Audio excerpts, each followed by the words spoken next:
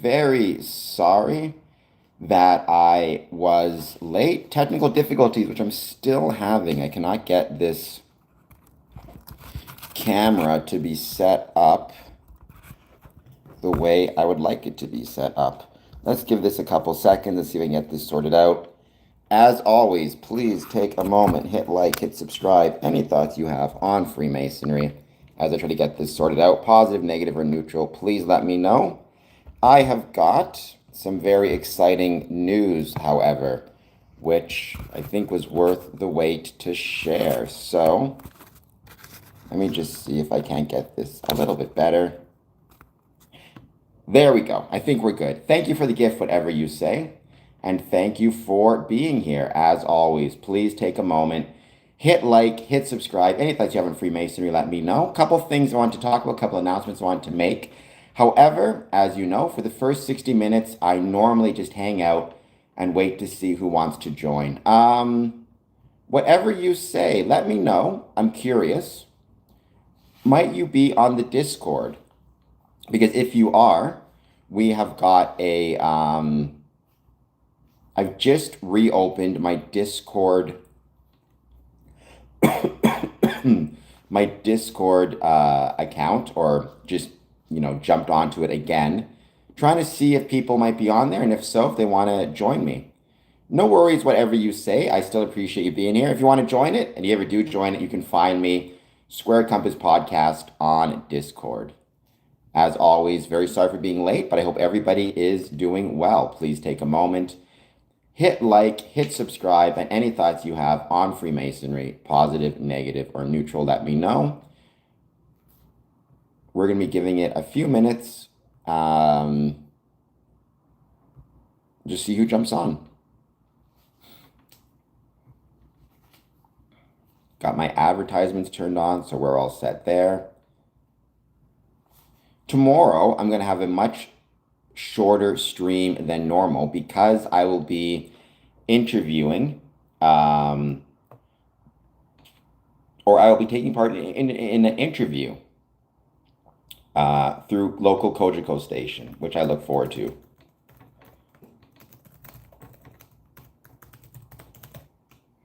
It's about accessibility, disability, barriers that we face, how to overcome them. So for the time being, jump on, say hello. Any thoughts you have on Freemasonry, positive, negative, or neutral, I'd love to hear them. Hello, Karen. Welcome. Thank you for joining.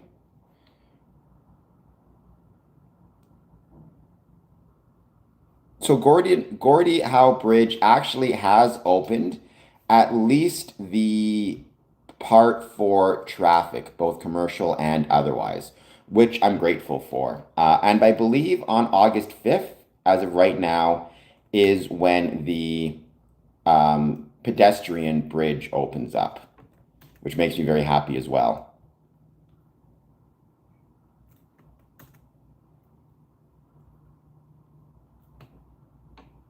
Because it will definitely make my travels a lot easier.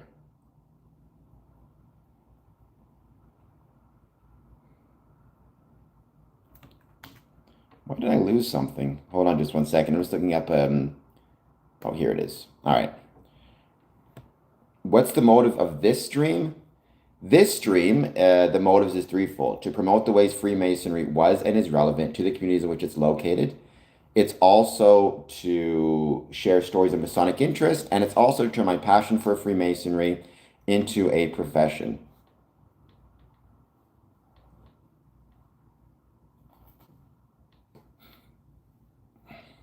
No, not world domination, whatever you say.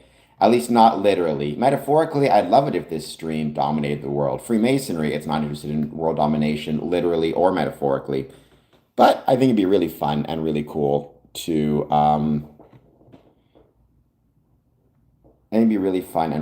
see this channel grow.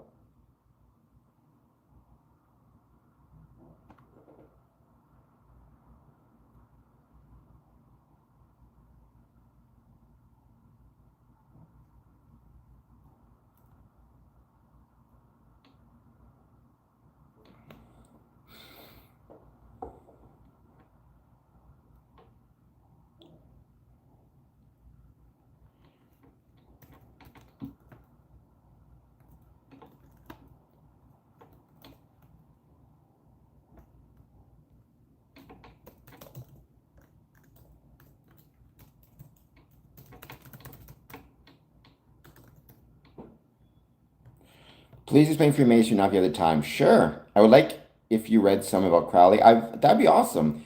And Pastor, you are a regular viewer, so I'll keep that in mind and maybe I will look at Crowley. He's an interesting character, if nothing else. What is my wisdom?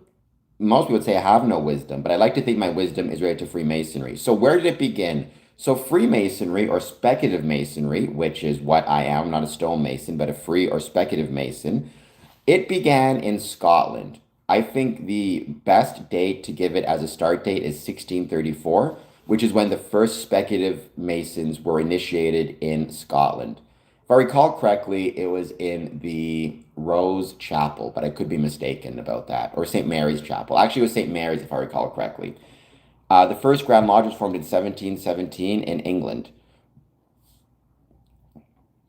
Illuminati is not the same thing. Illuminati is not the same thing as the Freemasons. In fact, the Illuminati hasn't existed for hundreds of years.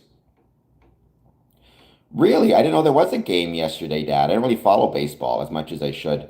Real? Welcome. I know my mom loved it, but I never got into it very much. I enjoy going to games and watching it. My team is the Chicago White Sox, but I'll do that. I will do that. I enjoy watching them in person, not so much watching it on TV. Slick Rick. Freemasonry doesn't have that many secrets. What Freemasonry has is private information.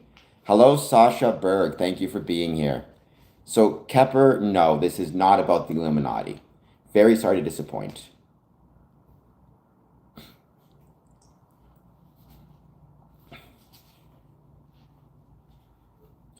Sasha Berg, how's it going? Thank you for being here. I hope you will take a moment to hit the like button and hit the subscribe button. And let me know if you have any thoughts on Freemasonry. Positive, negative, or neutral. I'd love to hear them.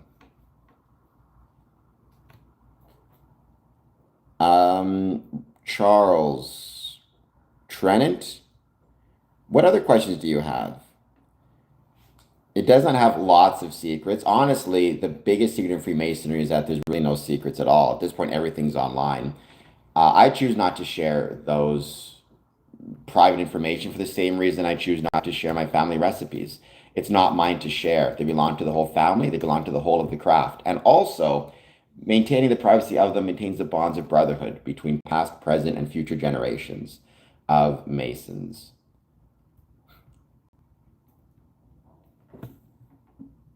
But nonetheless, I hope you guys are doing well. Thank you for being here.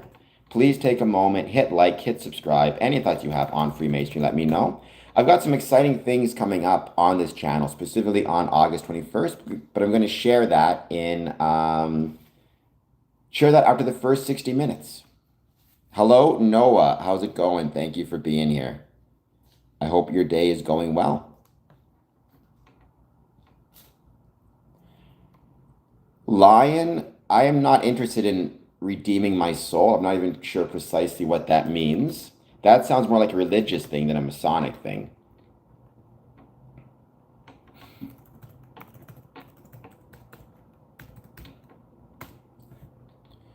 Remy Jeremy to Preston Parker. I'm not sure who Preston Parker is. And Lion, you need to keep in mind the connection or the idea of a connection between the Freemasons and the Templars. It's a legendary or apocryphal connection. It's not a literal connection, which is a very important thing to remember. But how's it going? Nonetheless, I hope you're doing well. Please take a moment, hit that like button, hit that subscribe button, and let me know any thoughts you may have on Freemasonry.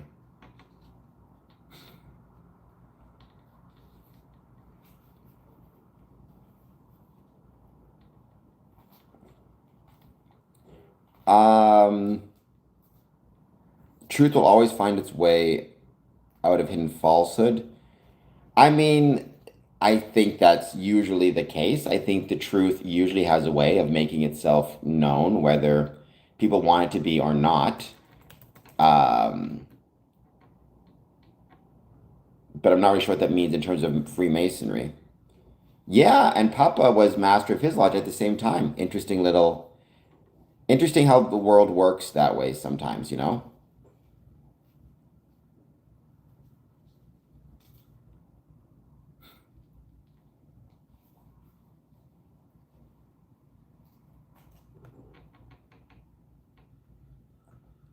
As we know, the first 60 minutes, I don't have any specific talking points. I just hang out, talk to people, chat about kind of whatever they want to talk about. So let's give it some time and let's see who joins.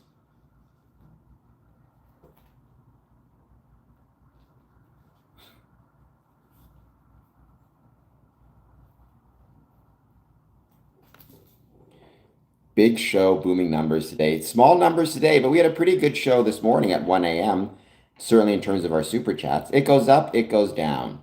The biggest thing to keep in mind when it comes to anything, and that includes Freemasonry, is not to get too excited when things go well and not to get too despondent when things go not so well. But just be grateful for every moment and keep on fighting.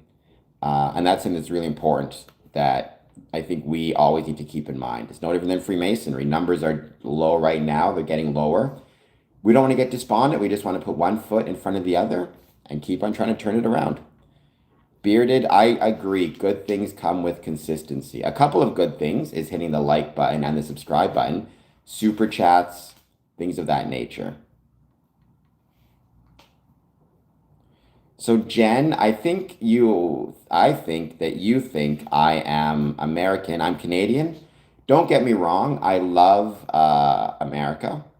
I've always said, I say it again, Canada is the greatest country in the world, in part because we have the greatest neighbors in the world. And I'm incredibly saddened at the loss of any lives in war, um, including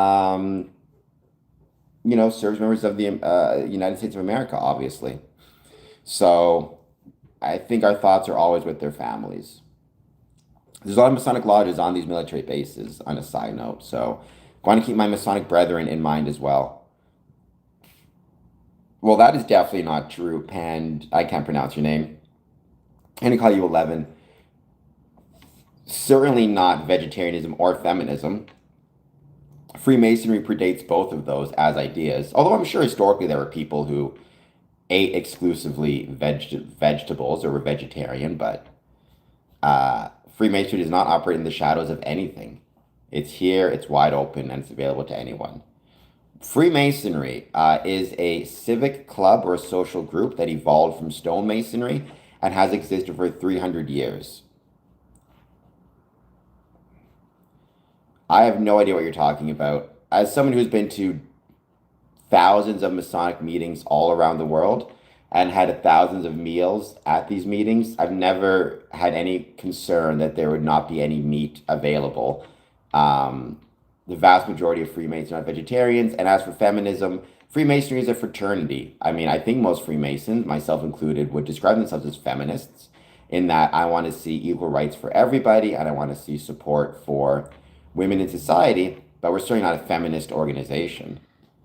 And it's also not a religious group based on Saturn worship. Freemasonry is not a religion of any sort, and it does not worship anything, including Saturn.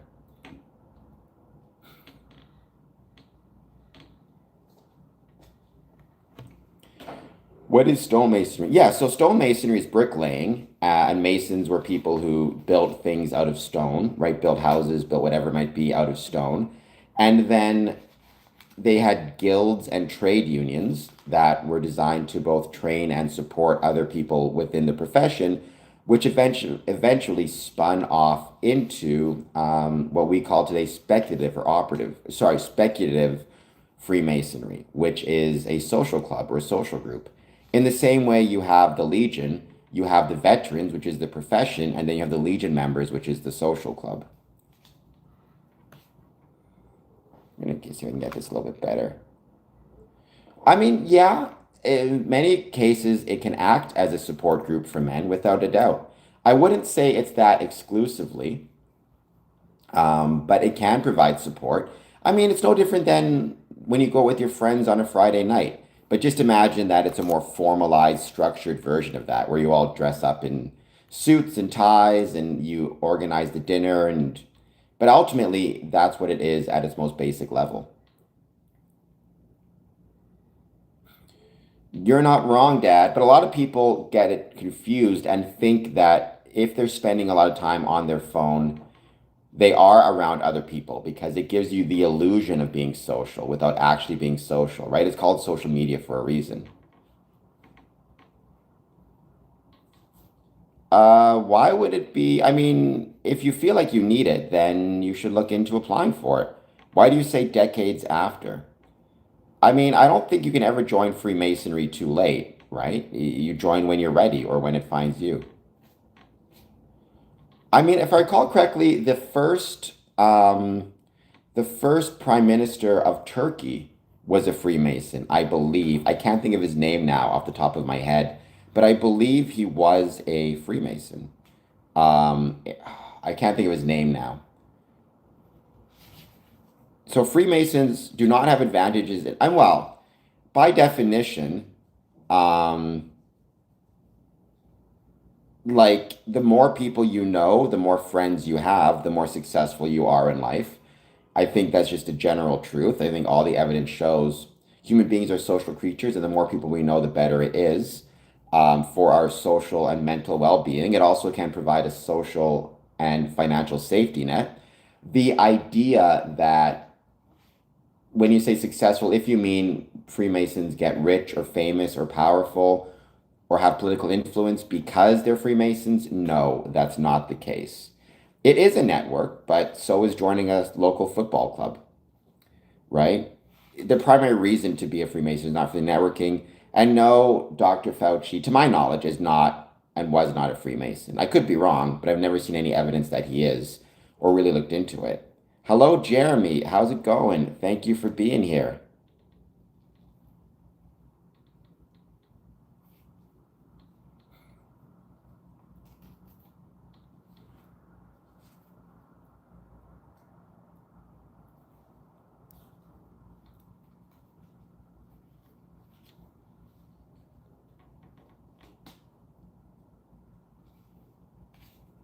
Why become a Freemason? Well, I mean, everybody has to decide that for themselves, right? There is no single answer to that question. Some become a Freemason because they have family members who are Freemasons and they want to connect with them and be part of the same thing they were. Some join because they're looking for friendship and fellowship.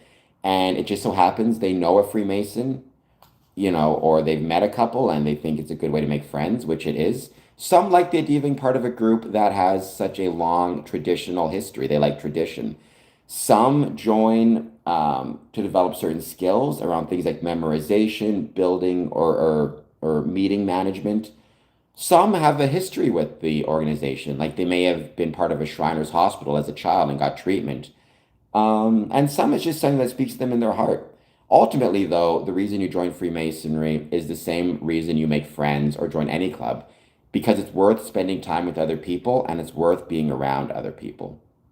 At least that is and has always been my experience. 7-7, I am as high as you can be in Freemasonry. I am the third degree Master Mason, which is the highest degree in Freemasonry. No, that is not the case. And this weird obsession with the higher you are in Freemasonry, it shows a misunderstanding of what Freemasonry is. Freemasonry, ultimately, the highest level you can be is the third degree. What does a typical, so it depends. Again, there is no typical meeting. There are different types of meetings. There are your ritual meetings, where you are bringing a new candidate through either to initiate him or to raise him through to the Master Mason degree. Those are ritual nights. Those are ritual ceremonies where we perform ritual to help instill knowledge and wisdom about Freemasonry and certain ethical lessons that may help the initiate with his Masonic career and potentially his life if he wants to apply them. We also have our administrative meetings where it is as boring as it sounds, but that doesn't mean not invaluable, where we talk about all the things necessary to maintain a organization, correspondence, bills, the building, charity work we want to do, brothers who might be sick, family members who might be sick, offering them assistance. And then on top of that, we have our banquets and special events and celebrations where it's kind of like a party. I meet regularly with friends. You can try, Dad. And we actually did a beer. and cheese tasting online during the COVID pandemic, but face to face is important, and I think we don't want to forget how important face to face interaction is. Um, Connecting through social media is convenient. Connecting in person is an experience. And I think, unfortunately, what we've done with our modern technology is elevated the idea of, we've elevated the idea and the value of convenience while undervaluing the importance of experiences, right? And that is affecting Freemasonry. I'm doing well, Lee Partridge. How are you?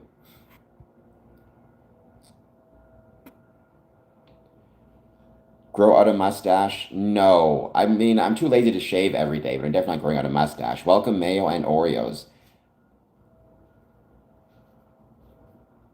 So none of that is true. Freemasons were not responsible for World War One, nor for World War Two, nor are we quote unquote responsible for Zionism or the idea of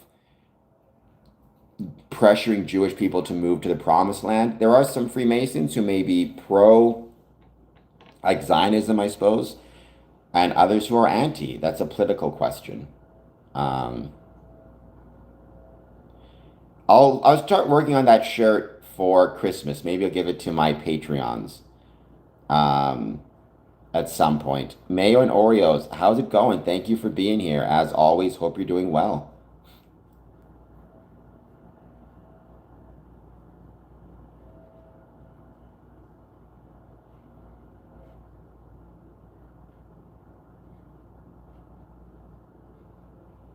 It'd be a good shirt though.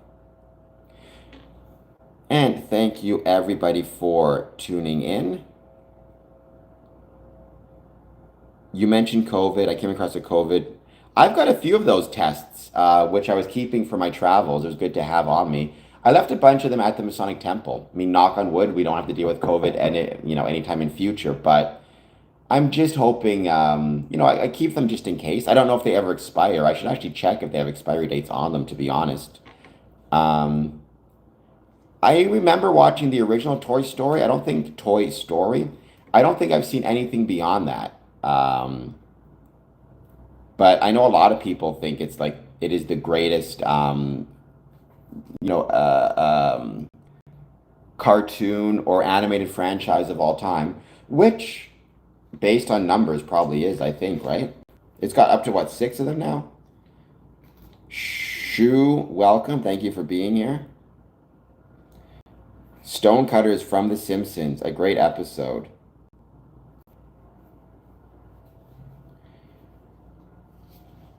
Well, Shu, I mean, if you're talking about Promise on the TV, the YouTube series, I like it a lot.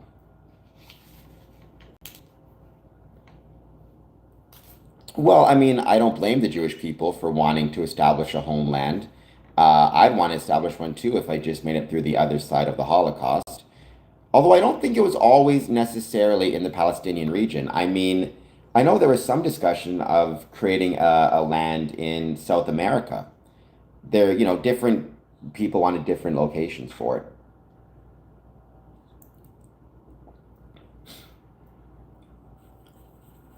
I know a guy from a secondary school that a Mason, I mean, it could have been like we the different ranks have different levels of kind of collars and aprons. Sometimes it's tuxedos. So some of our dress can be quite fancy. But very often, if we're having, let's say, a celebration or banquet, very often it's suit and tie or tuxedo, and that's it. We're not always wearing kind of fancy clothing. But yeah, they can be. Worship Master wears a top hat, things like that.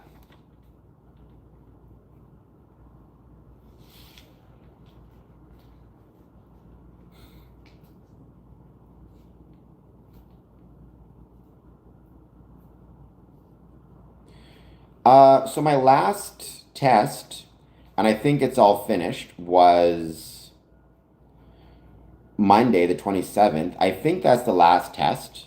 Now we're just waiting to see what happens. Um, as soon as I know, I will let you guys know because it's going to affect the schedule of live streams.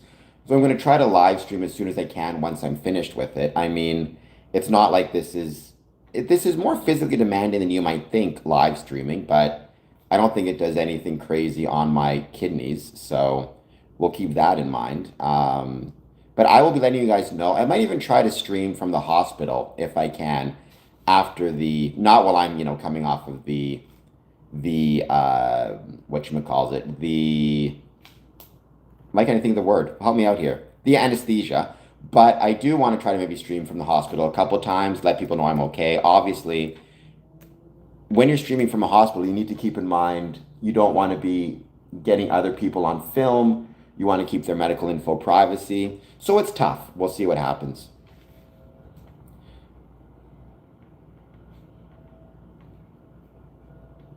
My channel profile pic. My channel profile pic is just a square and compasses, right? I mean, one thing I was thinking of doing Mayo and Oreos is actually not so much the profile pic, but the banner on top, because I think that could be better. I think it does look dated.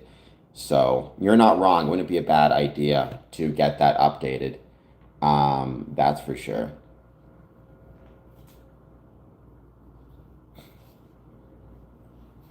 Yeah, that's a scam, Morton.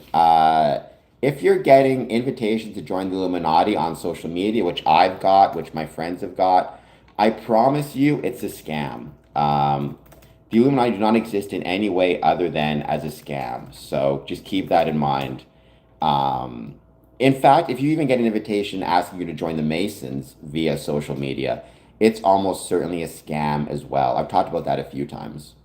Um, yeah, I mean, I recommend, Dad, as a general rule, if you're going to visit a new lodge, call them up, ask them what the dress code is, and try to wear what they suggest, just because you might, especially if you're new to traveling and you're kind of nervous about it, dressing the same as everybody else will make you feel a little bit more comfortable. So, if, for example, you're going to a lodge and the dress code is casual, they just wear t-shirts and jeans, but you show up in a full suit, you may feel uncomfortable, and vice versa. If their dress code is suit and tie and you show up in a t-shirt, you might feel uncomfortable. But in my experience, whenever I've traveled around the world, if I go to a meeting and I don't have a suit and tie, even if the dress code is suit and tie, they still let me in without issue. So normally it's not, normally it's more, my suggestion is it's better and it's more about the person traveling and what makes them comfortable. Oh, I could imagine, Robert. I mean, I've never been to New Orleans. I'm very sad about that because it's on my list. But I think it'd be really cool to check it out. That'd be really cool. Oh, all the time, Mayo. I mean, with a member, yeah, all the time.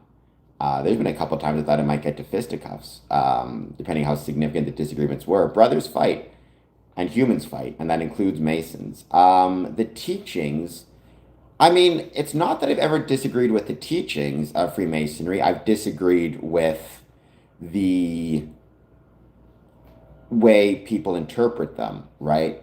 So, how do you interpret prudence? How do you interpret charity? How do you interpret um, justice? How do you interpret the mosaic pavement? Like different Masons interpret it different ways. Like for me, one thing I've always argued, and I continue to argue this, is we have as Freemasons a responsibility to be organ donors after we pass away, and to get vaccinated regularly for whether it be COVID or the flu or whatever else, hepatitis, tetanus, etc., etc. We have a responsibility to be up to date on our vaccines, to be kidney donors or organ donors, excuse me. Many Masons disagree with me on that, but I think the teachings that we are all equal, all belong to one another, and have a responsibility to one another, I think gives us and equates with a responsibility to get ourselves vaccinated. So we are doing as much as we can to limit the potential for other people to get sick or so we limit the ability for us to get sick and then end up unnecessarily using medical and community resources. Well, DGAF, Freemasonry does not recruit. You can join or not join. It's completely up to you. You can approach, well, it's not up to you, it's up to the lodge. You can approach the lodge and express your interest in joining or not. It's completely up to you. I can't speak for other religions, but Freemasonry, we're not out there trying to get people to join, nor should we be.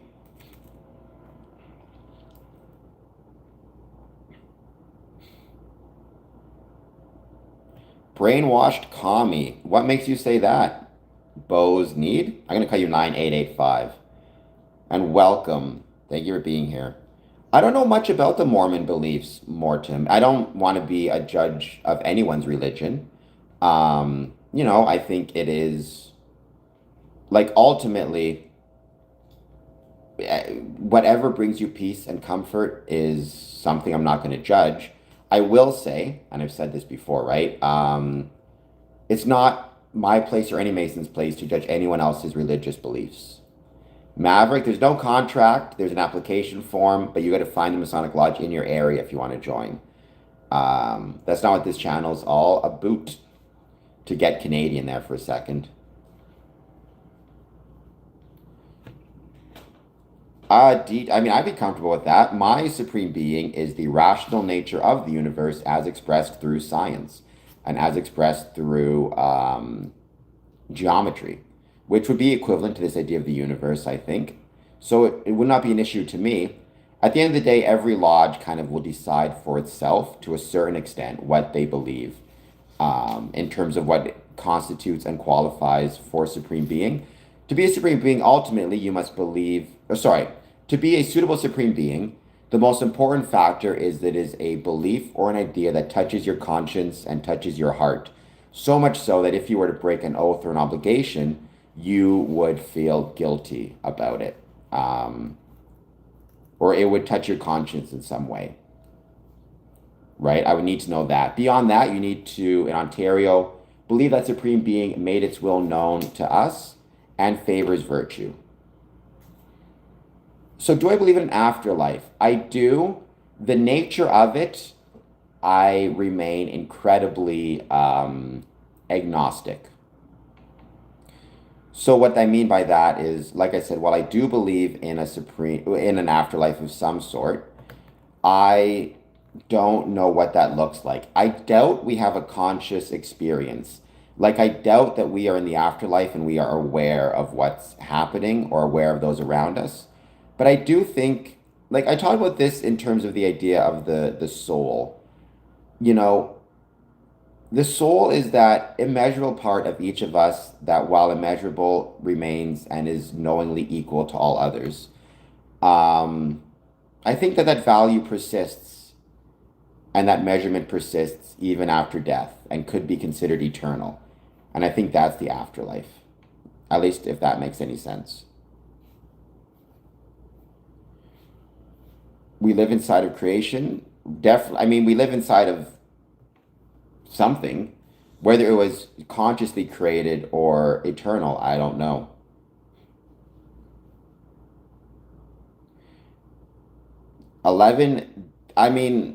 The extent to which you think the United States is on decline, I will let people decide for themselves.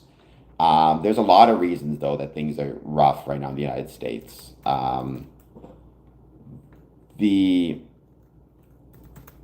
The idea that it is related to the debt, I'm not so sure, though it maybe doesn't help anything.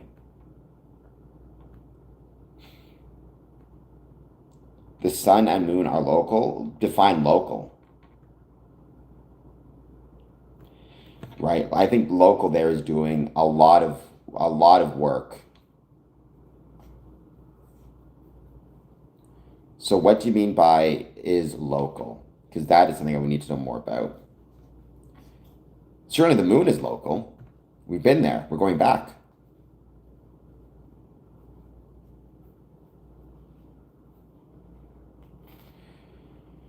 Well, so the term supreme being within Freemasonry is so broadly defined that you probably could. I mean, it depends. So if I were to ask you, do you believe in a supreme being? What would your answer be? If you were to say not of any sort, any type, period, then you probably would not be able to join regular Freemasonry. There are what are called liberal orders of Freemasonry. Those are primarily located in France, where they do allow for atheists to join, but they're much less common in North America. I mean, there could be parallel universes. I have my suspicions, right? But I think what matters most is here on Earth, here in this universe, are we acting in a manner that ensures the most good for the most people? I think that should be our general goal. I mean, utilitarian as a rule.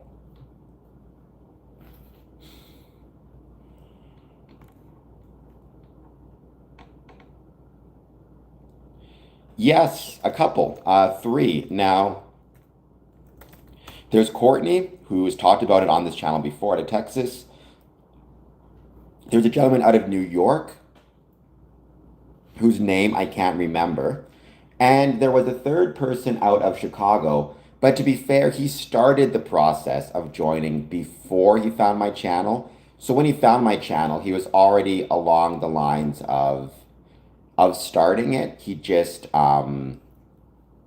he had not finished the application process or the initiation process until after he found my channel. So, but yeah, three, and I'm grateful for that. I think it's really, really cool and something that is really awesome to see. In another universe, I could be, who knows what? I could be an alligator. I could be anything, right? If there are infinite parallel universes, what that means is infinite possibilities of what we are. So whatever could be, whatever could happen will happen type of thing.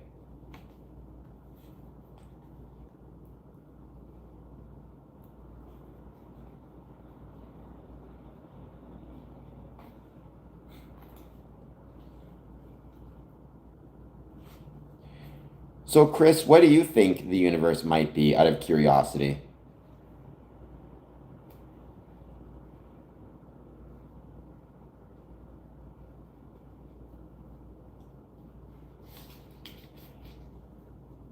Oh, that sucks, Mayo. I'm sorry you had to surrender your car. That's not fun. Hopefully, you're able to get a new car eventually. Honestly, though, for whatever it's worth, I have not owned a car for 20 years. I haven't had a license for about that long. And I found it's okay. It hasn't really been a negative. I find vehicles, they just nickel and dime you. They're too expensive. You gotta get your license renewed. It depends on where you're living, though, as well, right? But I'm lucky to live in a place with decent public transit. And whenever I travel, I'm able to find some pretty good public transit as well. So yeah, that is very helpful to have transit options. So you'll probably be okay, but that still sucks. That still absolutely sucks. Septimus Fortune, Septimus, surrendering the chariot. Welcome. Thank you for being here. Hope you're doing well.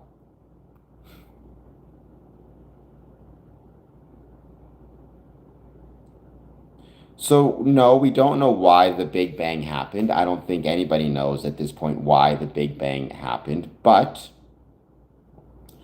I think we got to be really careful about God of the gaps type of answers as well, right? If we don't know why something happened and our immediate answer is to say, well, God did it, I don't know if that's the healthiest approach to take.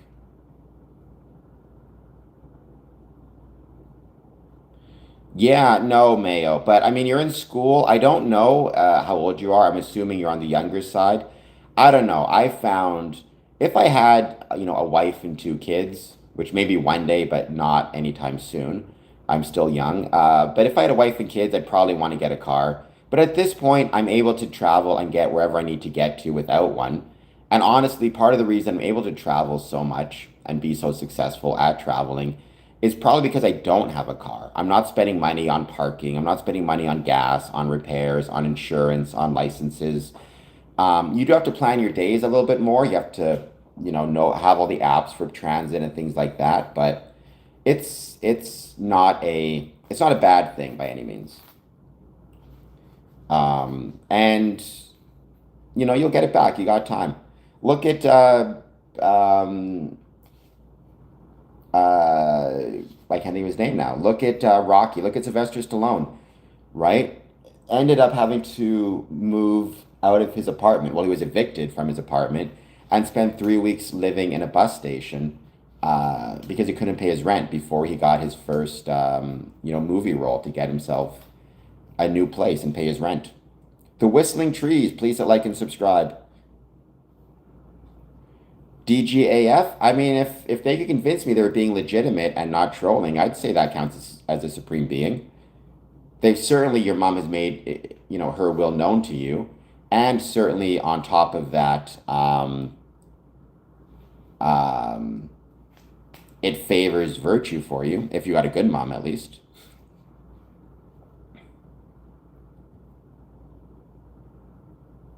I think it would be cool to see what other universes were like. My question is, does Freemasonry exist in other universes? My suspicion is if aliens exist, those aliens live on planets that have rocks and stones. So very likely stonemasonry exists, if aliens exist outside of our universe. I do question though whether they exist, for whatever it's worth.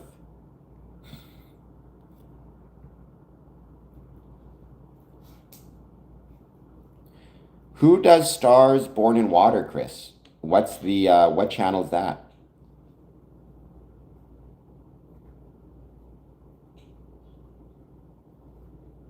Because I don't think I've ever heard it before.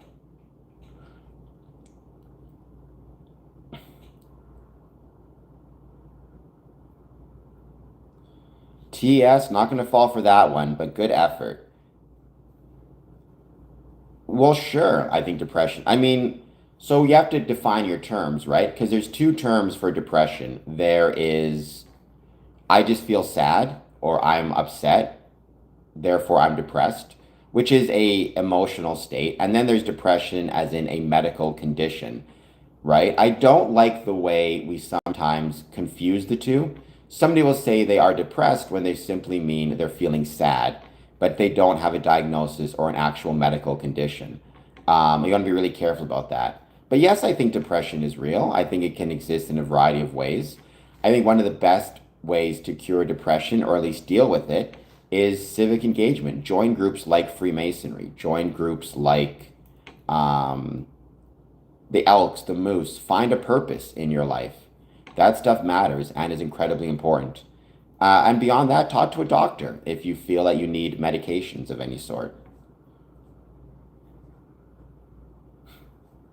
Oh, I can imagine. I mean, I've loved visiting.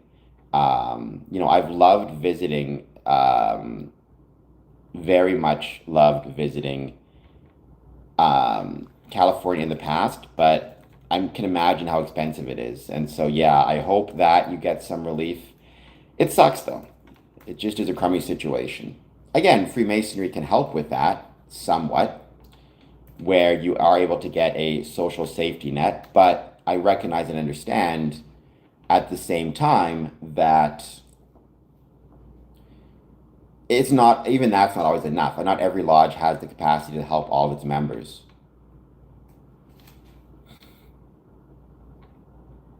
Oops.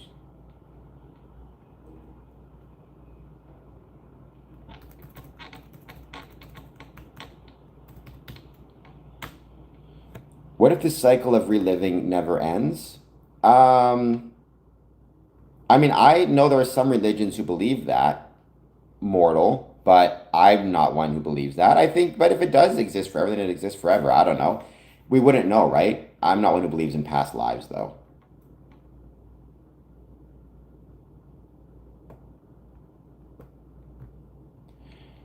I'm No, I mean, there are many Masons who smoke weed and remain in. I would say what it should depend on very often is whether you are, is whether the place in which you live is,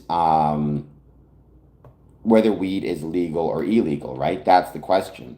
because you as a Freemason should not be breaking the law or anything like that.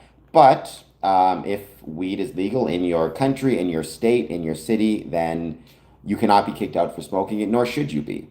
And I know many Masons who partake. I don't myself, but many do. Some Masons drink, some Masons don't. Chris, I mean, I think when it comes to the idea of medication of any sort, whether it be antidepressants or otherwise, in my view, if you are, if you feel like your doctor is being very quick to prescribe depressants or antidepressants to you without talking to you or paying attention to your concerns, then I think you need to find a new doctor. Obviously, every doctor should want to speak with you and talk to you and know your concerns. I will say this, though. A couple of years ago, I had some mental health concerns, nothing major, but I had some concerns. I got two appointments with a psychologist, or excuse me, a psychiatrist through my family doctor. Met with them. They never prescribed me medications. They never tried to prescribe me medications. We just talked about cognitive behavioral techniques, breathing exercises, things of that nature. And yeah, so I can at least say in my experience, there was no kind of quick desire to get me onto medications or anything like that. So I don't know if that's always the case or if that's more of a social media thing.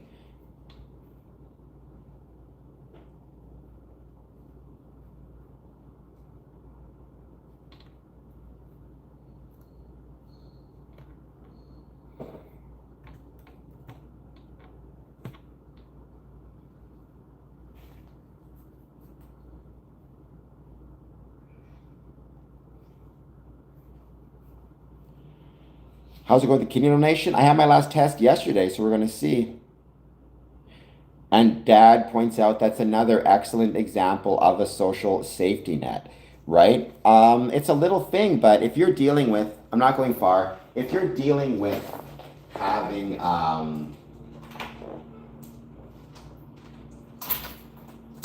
if you're dealing with, heaven forbid, you're diagnosed with cancer, which many people are, and in the process of being diagnosed with cancer, you also have to worry about transportation to and from. Like, that's going to suck. So having a social safety net, having a service that gives you rides to and from the hospital for your chemotherapy, for your treatments, for your appointments, that's a huge deal. And that matters a lot.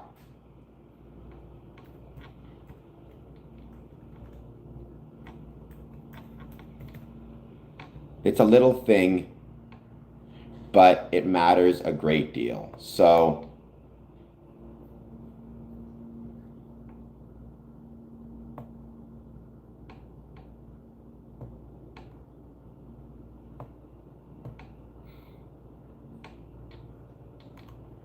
for some reason, I'm trying to do something here and it's not working. It's driving me crazy.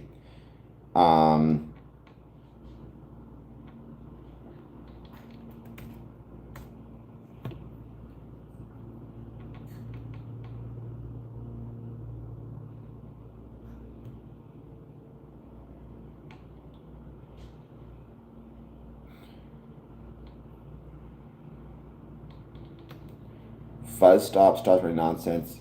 It's to invalidate your emotions.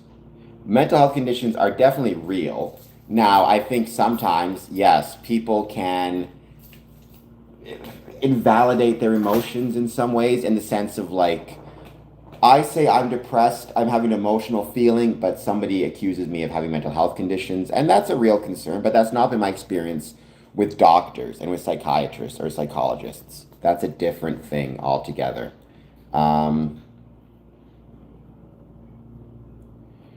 Mayo, go to the hospital. If you get diagnosed with cancer, go to the hospital. Go to a doctor. Follow medical advice. If you think dry fasting is going to work, you're crazy. Um, well, Chris, I think it's not an either or situation, right? Like, this is one of the things that I think really drives me a little bit crazy is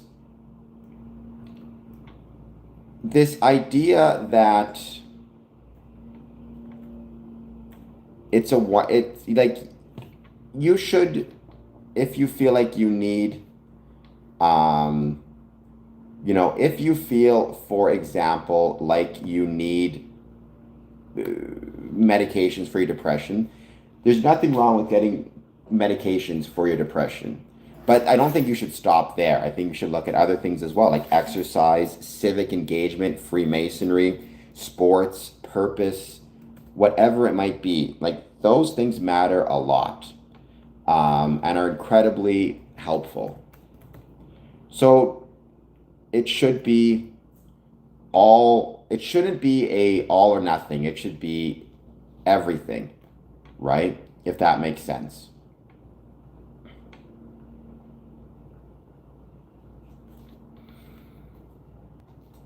People who suffer depression, I mean, I think in some cases that can be the case, Chris. I've heard people say, like, if you're intelligent, um, if you're intelligent, then you're more likely to be, what's the quote from Doctor Who? Sad is happy for smart people. I don't know if I fully believe that, by the way. Um, I'm not sure how much of a fan I am of that quote, but there has been some evidence to back it up. This idea of, sad equals happy for smart people. So I don't know. It's a side effect of intelligence. Apparently, my ADHD is acting. Well, again, medication is one possible solution for PZZ. I'm gonna call you fur, but it's not the exclusive solution. Talk to your doctor, always talk to your doctor, but then beyond that, talk to people around you, find things you enjoy, find other things that work for you. And yes, you should pay your landlord, you should pay your rent, obviously.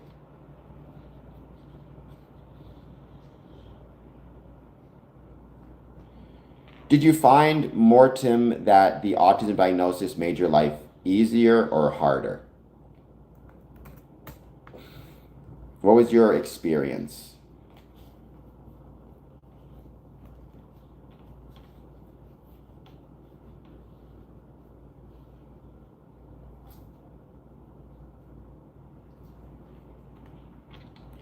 Hello, Jamie. How's it going? You're not wrong, Chris. Once you see the world for what it is, it can get very lonely. But there's also people out there who support you and want the best for you. So just focus on that. Who be brainwashing whom over here?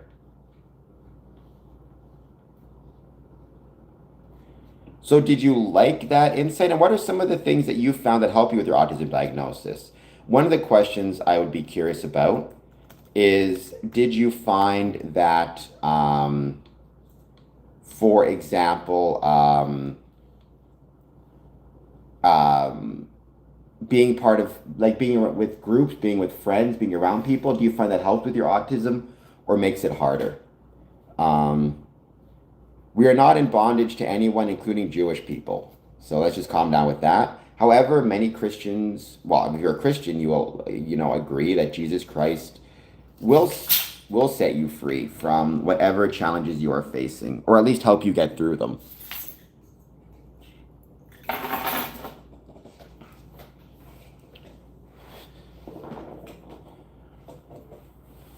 Well, you have to define freedom.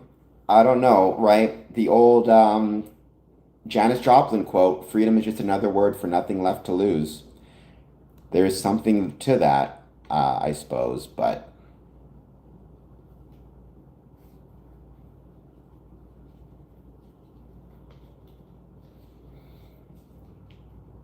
Canadians have 40 million people, Americans have 350. Whoa, you're getting weirdly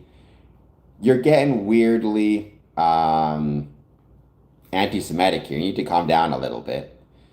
Matt Steiner, welcome. Thank you for being here. Please take a moment. As always, hit like, hit subscribe. Any thoughts you have on Freemasonry, positive, negative, or neutral, I'd love to hear it. Matt, I'll take it. Are you a subscriber? That's the better question.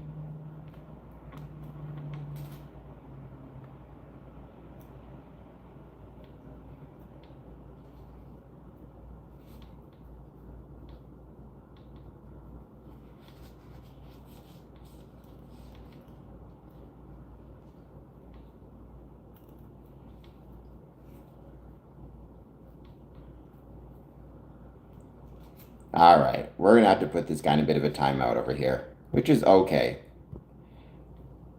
Use the internet a little less, and your internet provider might come. I mean, I don't know about that.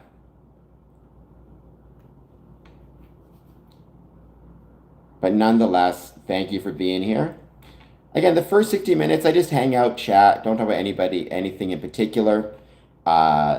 I do have some announcements to make, which are going to make the second 60 minutes in. I'm hoping you guys will mark your calendar for a few of these announcements. But let's give it some time and let's see who joins. Some really cool things I have coming up, Masonically speaking, which I'm really excited for.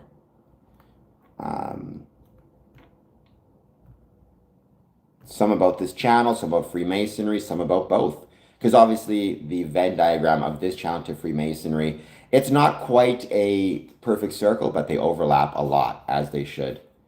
Sure, mayo and Oreos, we all do. Again, you need to be careful. There's two ways you can talk about anxiety. The first is the anxiety we all face. It's the emotional state of being anxious, which is part of being human.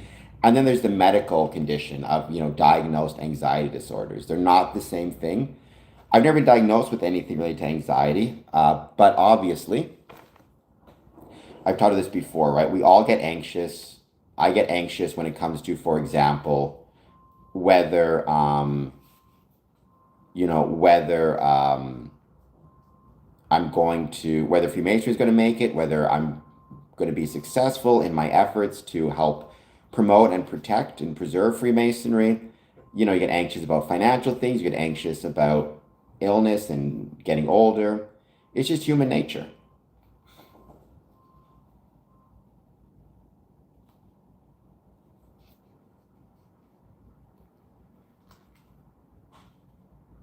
Anxiety is natural, exactly. And the question is, at what point does something come from or move from being natural to being dangerous, right? And how do you deal with the latter?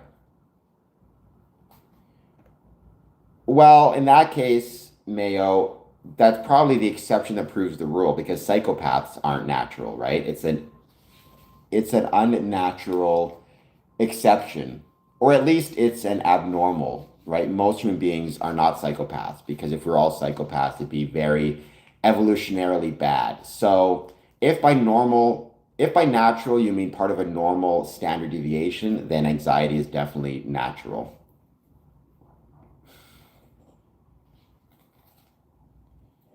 I mean, we're going through global warming right now. I don't think it's going to get much better. I suspect we're going to see a lot more people dying of a lot more of these heat-related illnesses and deaths in the coming years. And there's not going to be much we can do about it other than as Masons protect our brethren and their families as best we can.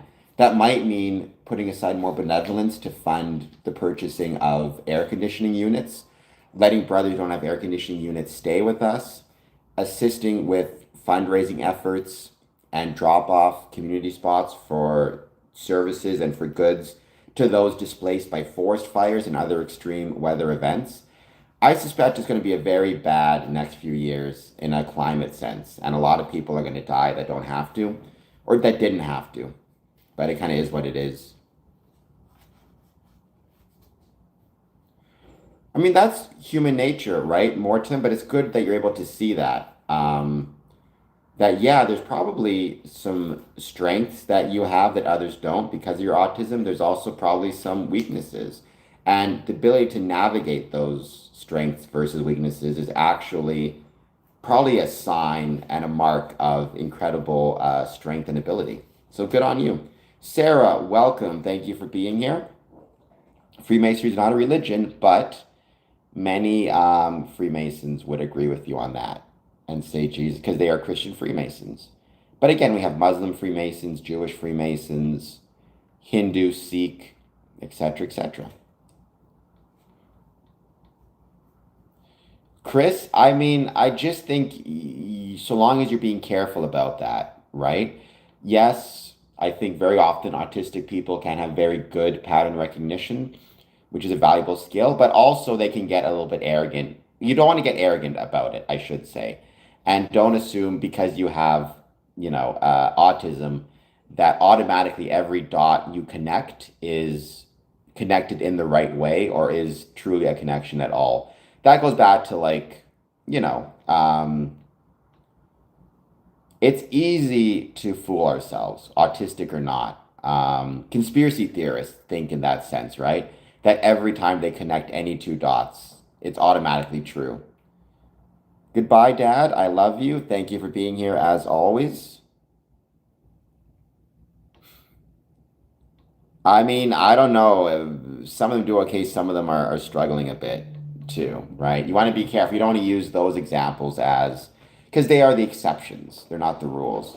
I mean, I know plenty of people who are autistic. Some of them have official medical diagnoses, some of them are self-diagnosed. They all do okay. They lead regular lives.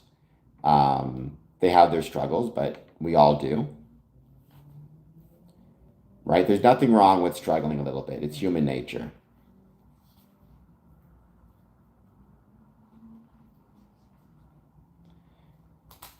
People have been saying that. I don't think that's the case. I think we're just living in the world. The world is what it is. It's not under any obligation to make sense to us, right? Our responsibility is to make the best of it, not just for ourselves, but for those around us.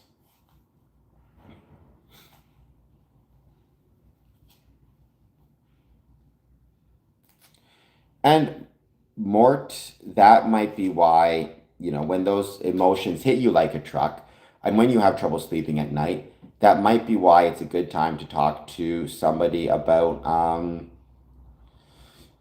talk to a doctor, talk to a psychiatrist, a psychologist about how you're feeling. Um, I've never had an angiogram. That's a heart issue, right? I don't think so, anyways. What Freemasons want to do to the world. Freemasons don't want to do anything to the world. Freemasons are not interested in doing something to the world. I suppose they're interested in trying to make the world a better place through the application of brotherly love, relief, and truth. But what that looks like, every Mason needs to decide for himself, as they should. It's not no two Masons will have exactly the same idea about it. And I think that's one of the greatest strengths of Freemasonry. But in many ways, Freemasonry is more concerned with, people and the extent to which people can be, like the individual Masons can be better versus the world. No, Michael Jackson, to my knowledge, was not a Freemason. In a lot of different ways, LM, both directly and indirectly. I mean, I'll give you one example. I've known three Masons that would have been homeless and on the street, plus their families, were it not for the lodge stepping in and providing them with assistance and providing them with financial support. That doesn't just help the brothers, it helps the whole world, that helps the community. That's, three less people who are on the street, that's three less people who are using up shelter spaces, that are using up food banks, that are using government resources, that need to use emergency rooms more, that have all the health disadvantages associated with homelessness. It ultimately helps not just those brothers, but the whole world. It provides a space in which you can demonstrate the ability for universal tolerance, respect, kindness. It provides a space in which the world can be made better. Um, Charitable work, the Masonic Charities Foundations has given millions of dollars to people over the years, or to millions of pounds to different groups for both the elderly and children, medical research, Shriners hospitals for children with all sorts of medical conditions. Um,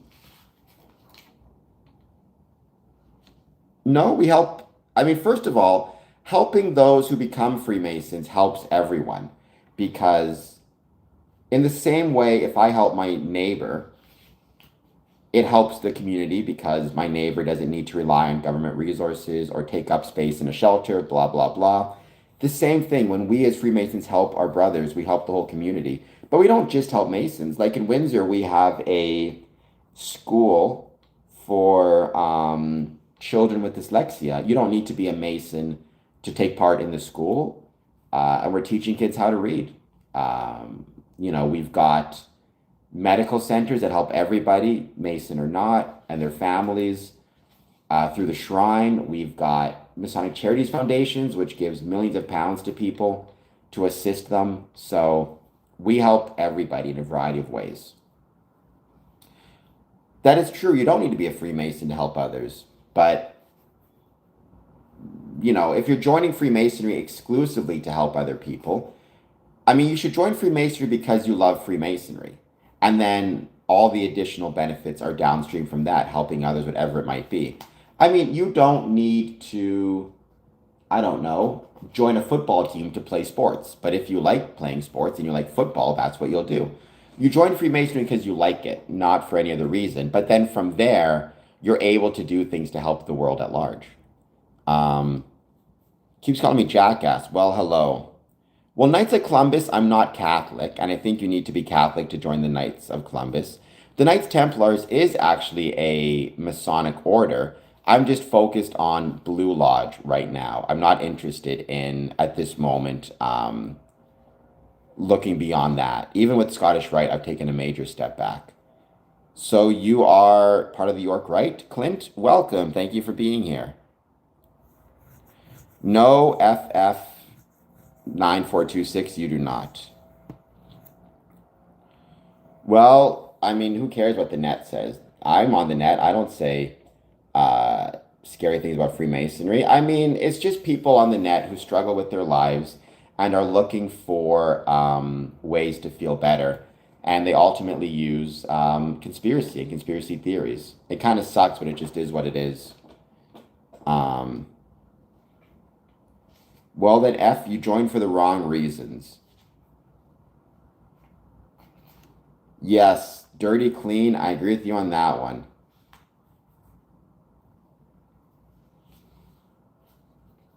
So what's the NCR? Mayo and Oreos.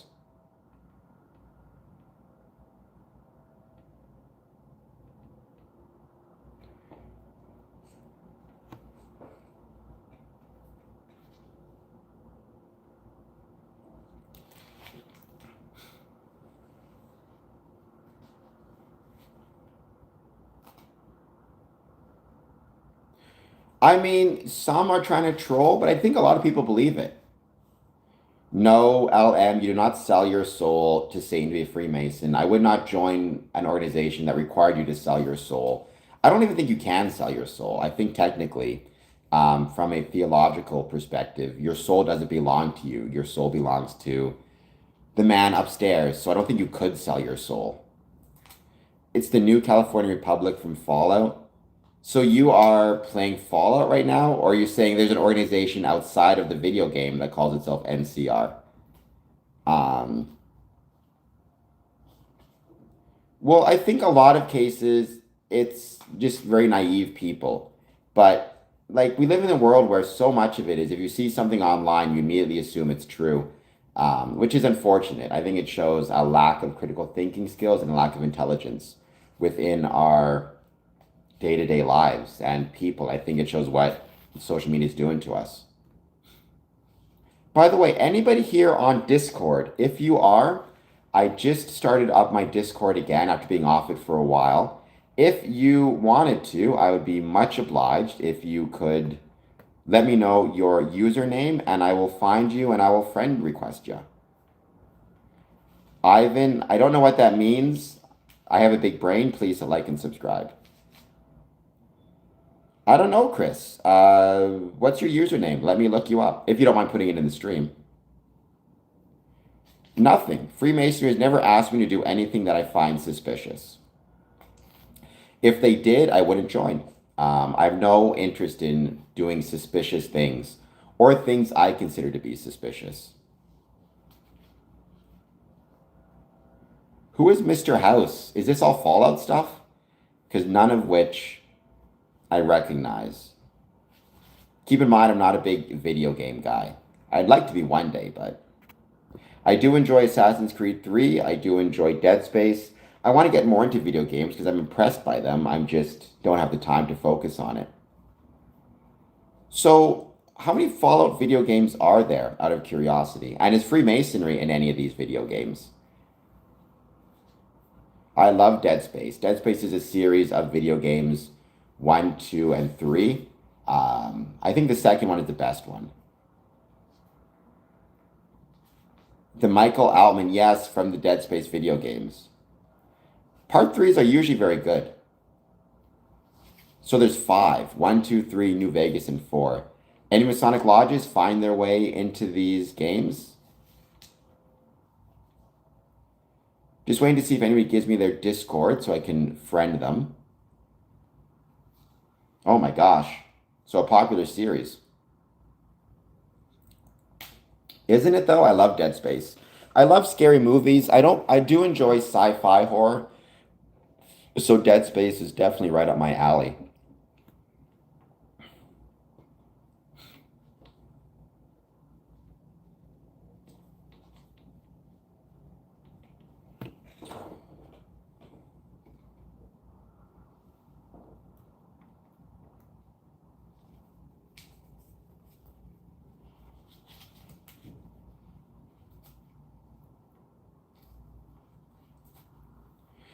Manly P. Hall was a Freemason strategy master, but keep in mind, Manly P. Hall joined Freemasonry about 30 to 40 years after he wrote his most famous book, The Secret Teachings of All Ages. So you need to be really careful with assuming that he was writing about something that was kind of like, you don't want to take his works without a pretty big grain of salt. Because again, it took him about 30 or 40 years after he wrote The Secret Teachings of All Ages to join Freemasonry. So you need to keep that in mind as well.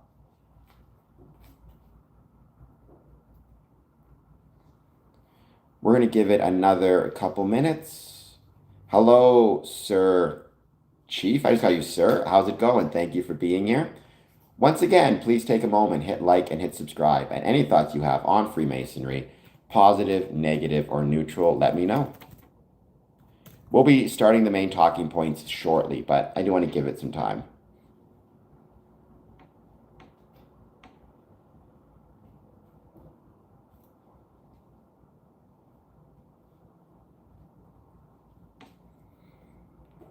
Who is Bruno? Master of Freemason, old. What is that? I mean, I don't know what old tow truck means, but okay. Freemasonry and the ways it was and is relevant to the communities in which it's located. Sure, Mayo. I never really followed. After Canada got kicked out, or Canada lost, I should say, I kind of stopped following it. So I had no real dog in the fight. I just wanted it to be a good game, which I understand it was. Oh, well, strategy, I would suggest if you want to see a really good really good writing or really good writings about Freemasonry, or sorry, about memory, check out Martin Fox of Lewis Masonic, MartinFaulks. He writes about the Memory Palace, which is a really great and a really well written and really well done book that gives Masons practical tips on how to memorize. I mean, I think it was probably because it was taking place in America, which has such massive media influence, right? Nope, Freemasonry is not magic, though Harry Houdini was a Freemason, nor is it Kabbalistic.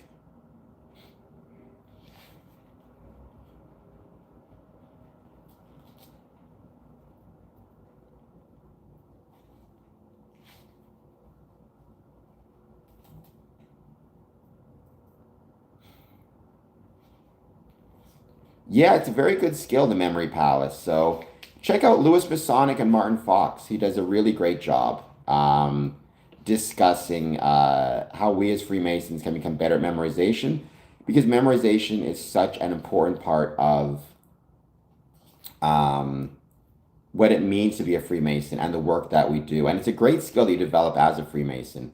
One of the benefits that, one of the skills we learn as Freemasons that are applicable outside of the craft is memorization. Um, Chris, believe me, you get used to people saying you look ugly on this stream. I can promise you that. Um, I don't know if Matter from Cars is a handsome fella or not, but nonetheless, thank you for being here.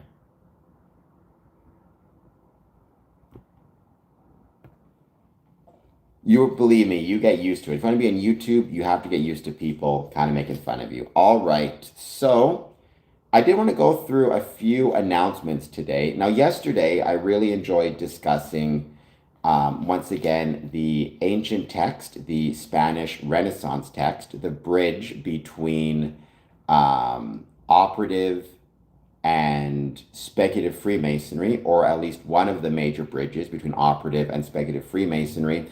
Libro de Trazas de Cortés de Piedra, written by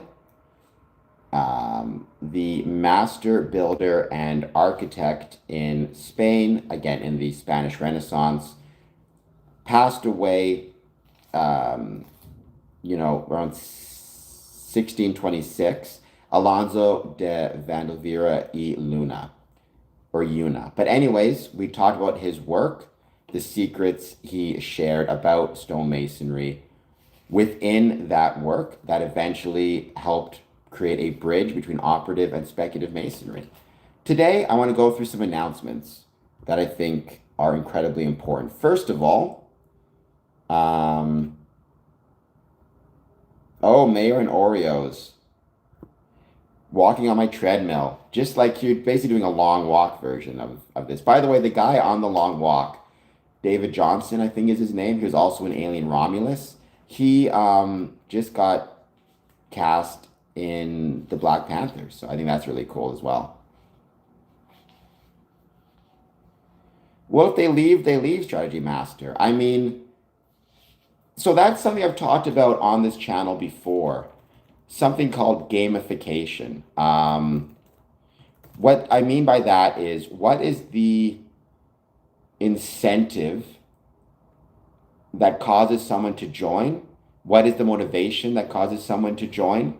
But then by the same token, once that motivation is satisfied, do we have anything else that can keep them joining, or will they just go away? Ultimately, though, to be a Freemason, it's not just about joining of your own free will and accord, it's about remaining out of your own free will and accord.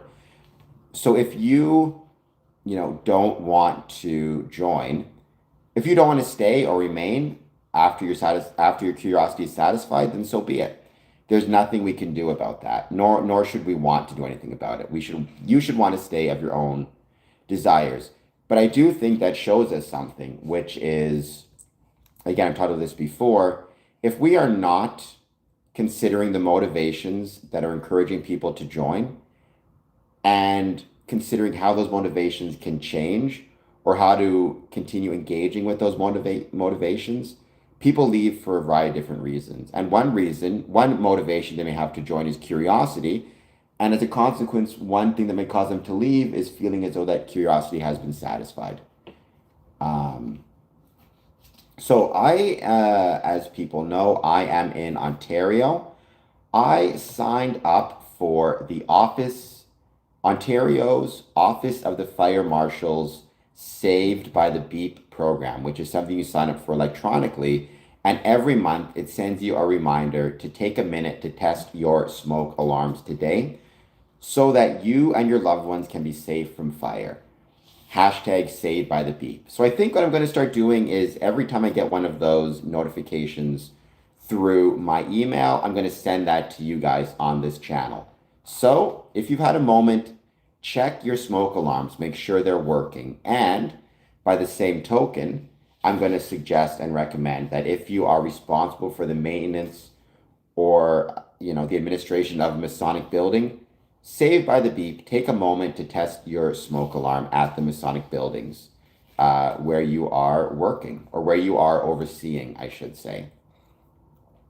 And if you're in Ontario, sign up for the Saved by the Beep Ontario Fire Marshal program. Other provinces and jurisdictions, my suspicion, have very similar programs. Square and Compass Promotions is back on Discord after being off it for a long time. If you're on Discord and you want to be part of my Discord kind of community, I can send you an invite for the server, or I can become your friend. Just send me your username and I will send you a friend request. Well, there's been a lot of bad everyone, right? There's been bad everyone. There's been bad plumbers and bad football players and bad doctors and bad lawyers and bad elks and bad moose and bad Rotarians. That doesn't mean, and bad Canadians for that matter, that doesn't mean that any of those things are bad themselves. It just means human beings are fallible. It's our nature to sometimes mess up. And when we do, it is what it is.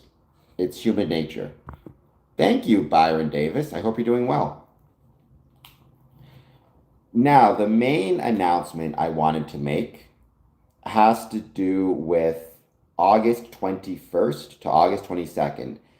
So as many of you guys may know, the 21st of many months, I hold a 24-hour content marathon where I will be doing, a 24-hour stream, not completely straight. I'll take breaks, but I'll generally stream for, 20 hours out of 24, something like that. My next one is going to be August 21st, starting at 2 p.m. Eastern and going until August 22nd at 2 p.m. Eastern. But it's going to be a little bit of a different stream. As some of you may know, I've talked about this on the channel before, I am an ambassador for the Masonic Medical Research Institute out of Utica, New York. It is an incredible gem within our Masonic family. It's something I'm proud as part of our Masonic family. They do incredible research on anything from autoimmune diseases to autism to heart disease. It's something I've learned about and had on this program in the past. I'm going to be doing that stream. I'm going to be inviting visitors and guests from the Masonic Medical Research Institute to join me.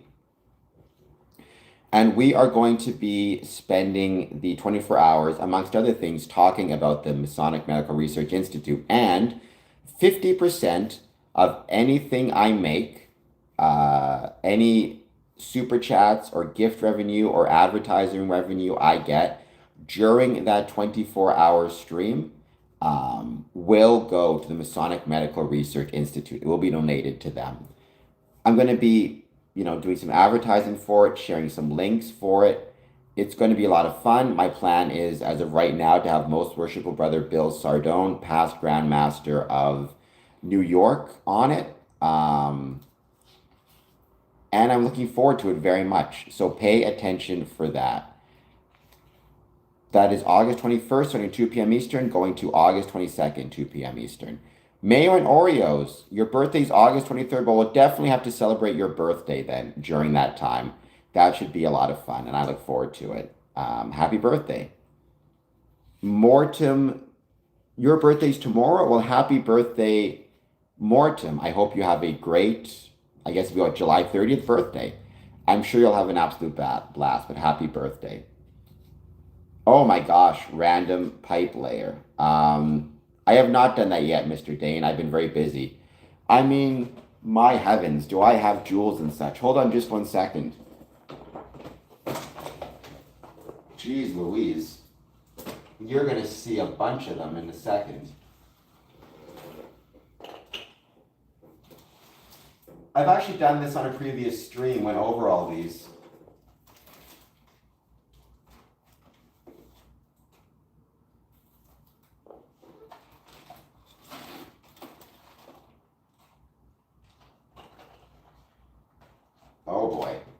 dropping a bunch of stuff.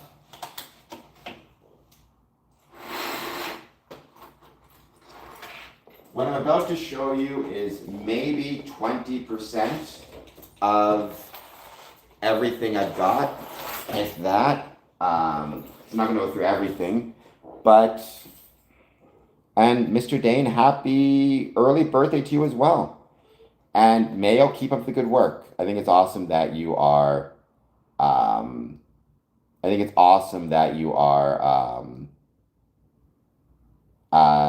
exercising. So I got all of these. These are all of the pins and coins I've got through my Masonic journeys thus far. I mean, you know, the vast majority, like some of them, like this one here, where is it? This is from blood donation, so it's a little bit different, but I'd say 99% of these are all from my Masonic travels to different conferences, events, meetings, lodges, whatever it might be. Then I've got,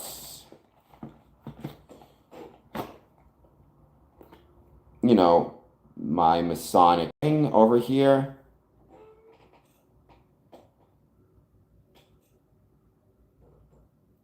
Which I love. That polar bear one is from the Grand Lodge of Manitoba, if I recall it correctly. Or actually, it might be from the Scottish Rite Learning Center. Although the Grand Lodge of Manitoba did do a polar bear thing. Let me see. Hold on just one sec. Which polar bear one is it? Oh, probably this one here. Yeah, that's actually the Scottish Rite Learning Center.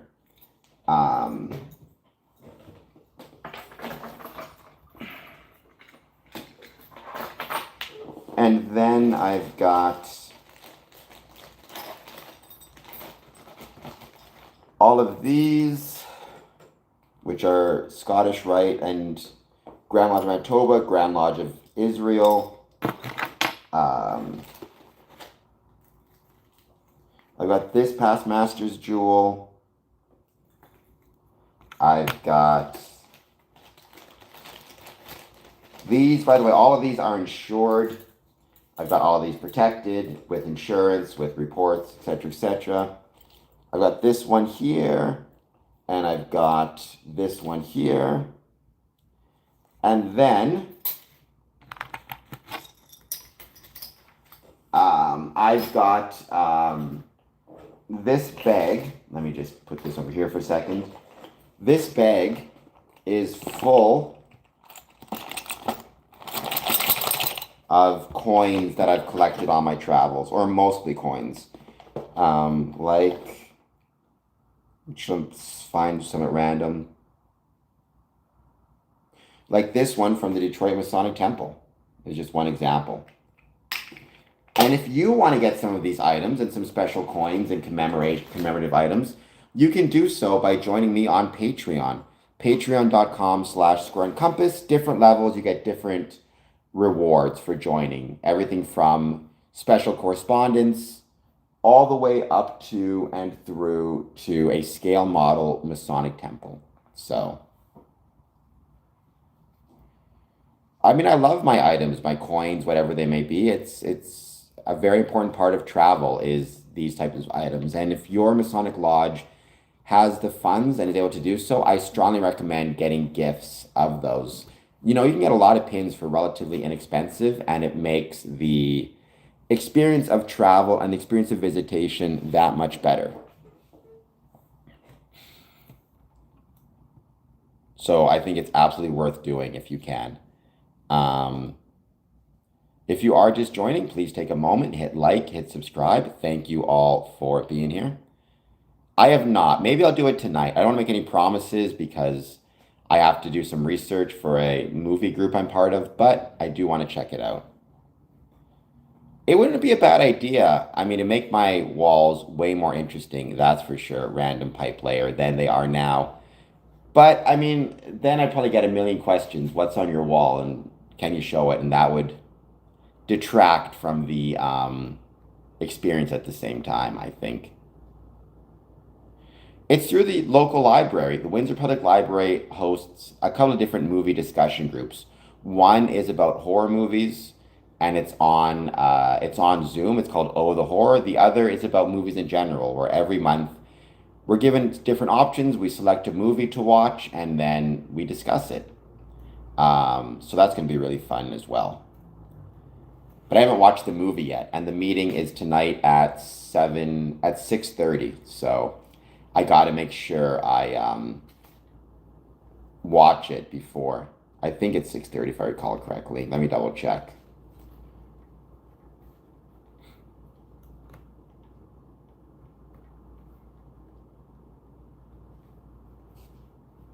Six thirty to 7:30. Yeah. I love Dark City, Chris. Dark City is an incredible movie. I will bring that up to them and I will recommend it. I don't think that movie got the love it deserves. I don't know why it was kind of so ignored for so many years, but kind of sucks when that happens.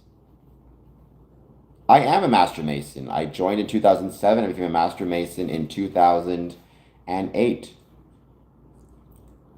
which, if you know about Freemasonry, you will know that Master Mason is the highest degree within Freemasonry.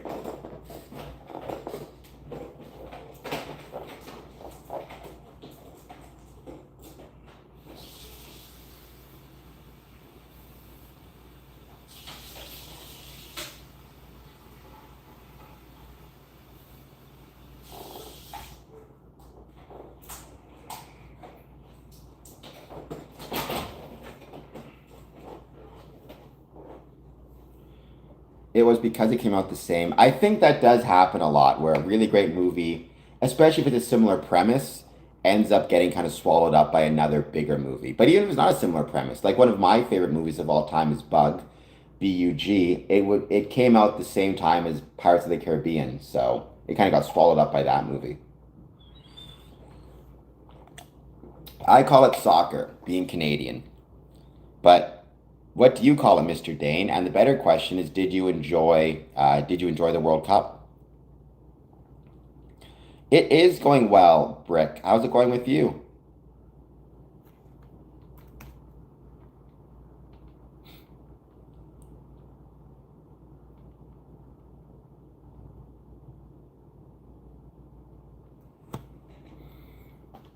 So happy Spain won. All right, wasn't it? Were they the favorites, or wasn't Argentina the favorites? I always appreciate a good underdog winning. I will say a cool little piece of Masonic trivia is the last time England won a World Cup in 1966, their head coach was a Freemason. So cool little note there. Oof, bit harsh on Argentina. I mean, I don't know. I don't follow soccer enough, or football if you prefer, enough to be able to say. I just hope everybody had a good time.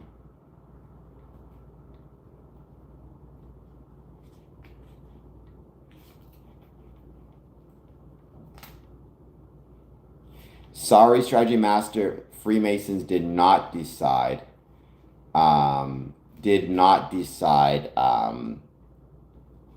the results of the World Cup, despite what perhaps some conspiracy theorists are saying.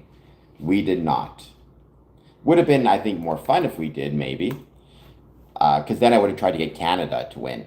So the fact that Canada didn't win should tell you something.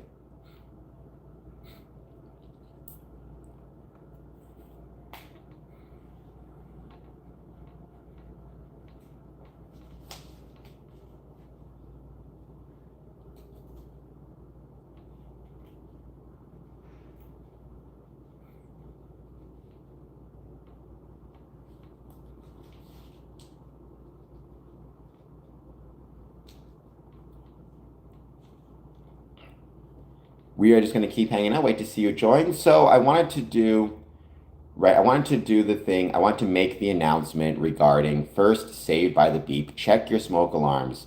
Check them every month. I think every month when I get the announcement, I'm going to try to share, or the reminder, I'm going to try to share that on stream as much as I can.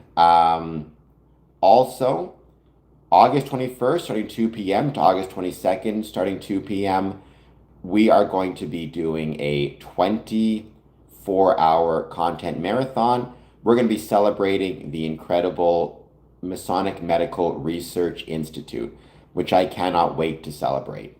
It is a jewel within our Masonic family, and we are going to be donating 50% of all revenues earned during that stream to the Masonic Medical Research Institute. So I'm looking forward to that very much. And then I also wanted to remind everybody that I do have my potential kidney donation coming up soon. We don't know for sure if it's going to happen, but I did get the last of the testing done. And within that context, I will be letting you guys know what's happening with it, when I'm going in, if I'll be missing any regular streams, and also I'm going to try to do a couple streams from the hospital, keeping in mind I want to make sure I protect medical privacy of any patients around me, things of that nature. So we're going to see what we can do there. I mean, I think, unfortunately, Mortem, it's no different than with Freemasonry. It's panic, it's people not understanding things. But ultimately, I think there were some metal bands, while they weren't satanic, they played into the aesthetic of being satanic because they knew it created controversy. And as Eric Bischoff says, controversy creates cash. And I think they knew that if they pretended to be satanic or acted in a way that would freak out, the parents of teenagers would be more desirous of renting or buying their CDs, buying their cassettes, just because human beings and teenagers want to be rebellious. That's kind of the whole point, right? So I think they played into that. I mean, that goes through and up to even like Marilyn Manson, right, in the 90s. I know one of my favorite movies, actually my favorite movie, Nightmare on Elm Street Part 5, there's this whole scene where on a television, some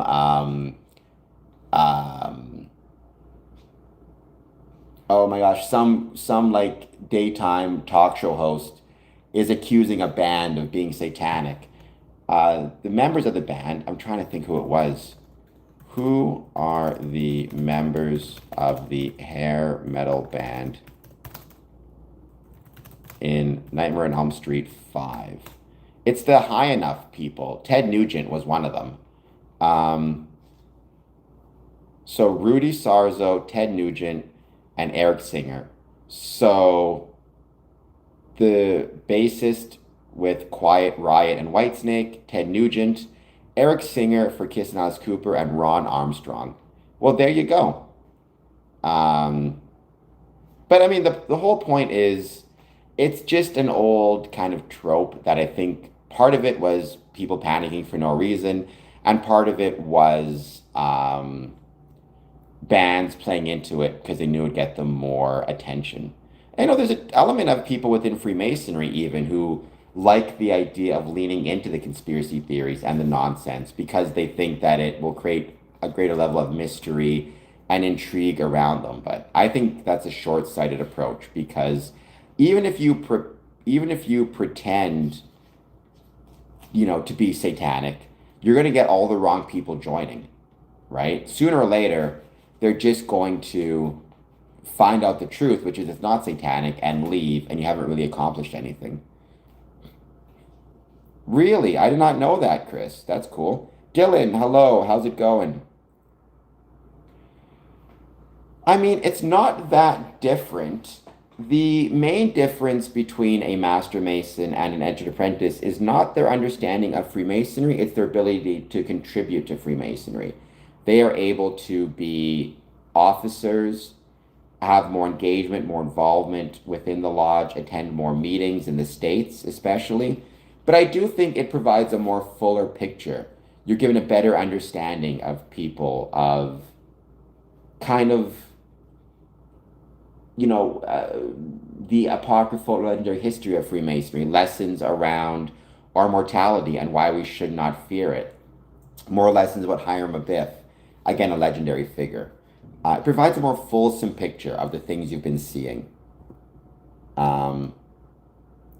Rec, never been on that show, please hit like and subscribe.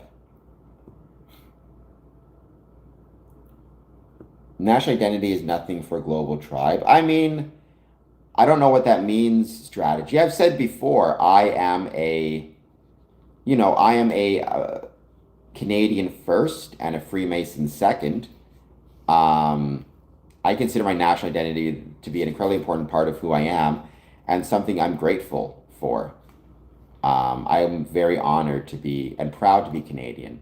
I mean, I didn't, um, I didn't, um,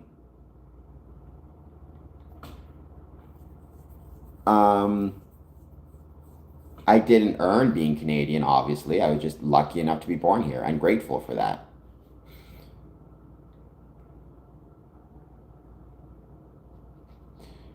Hey, there's a lot of truth to that, Rondo. A master is somebody who is truly humble, without question. And we should never stop learning. And that's one of the lessons you get in the third degree. You will never, ever stop learning, nor should you want to. Right? If anybody ever were to say to you, you know,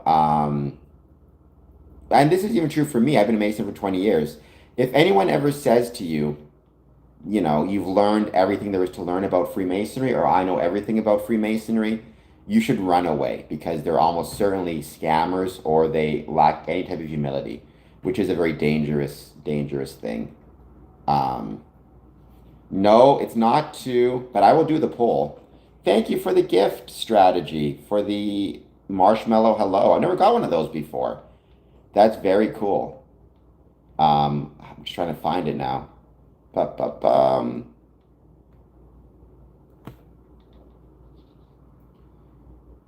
Come on, why is it being so difficult to let me put this poll question up? And Rondo, did you hear my announcement about the 21st of August? Um, we'll be doing a content marathon and we'll be raising funds for the Masonic Medical Research Institute. Um, come on.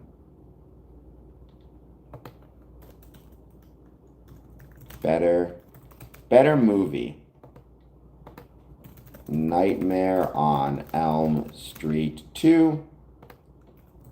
Nightmare on Elm Street 5.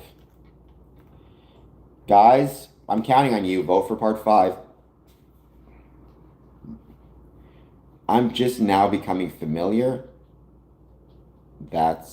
So on August 21st, I'm going to be doing a 24-hour content marathon. Again, it won't be 24 hours straight. There'll be breaks here and there. Sometimes I'll, show the view from my window, whatever it might be. But it'll be, usually it works out to about 20 hours in a 24-hour period. And we are going to be using that content marathon to, amongst other things, celebrate and promote the Masonic Medical Research Institute, a jewel in our Masonic family. And 50% of any revenues I make during that period, whether it be the super chat, the gifts, the live stream ads, will go to MMRI, will be donated to MMRI. So if you give me a super chat on that day, let's say you give me a $10 super chat, 5 of it will go to me, to Square Income's promotions, and 5 of it will go to the Masonic Medical Research Institute. Dream Warriors was incredible, Chris, and it's probably the greatest part 3 of any movie ever. It's probably the greatest part 3 of any franchise ever. But part 5 is the Dream Child. It's with Alice Johnson, who is the greatest final girl of all time.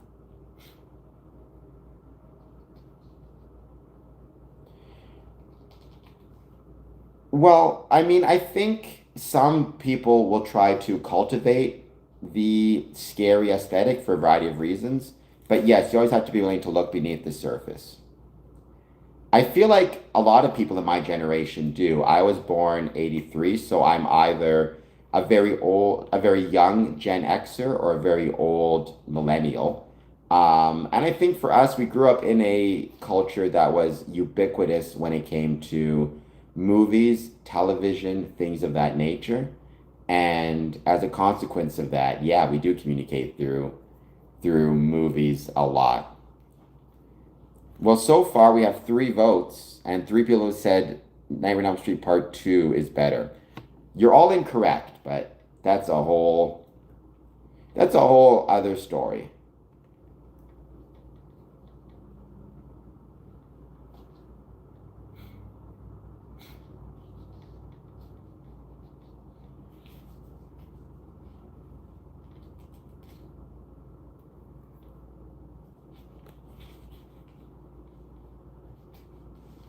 Dr. Krishna, welcome. Please hit like, please hit subscribe. I hope you're doing well, and I hope you're having a good day. Any thoughts you have on Freemasonry, let me know. There's just 3 votes. It doesn't count. I'm still going with part 5 as the best.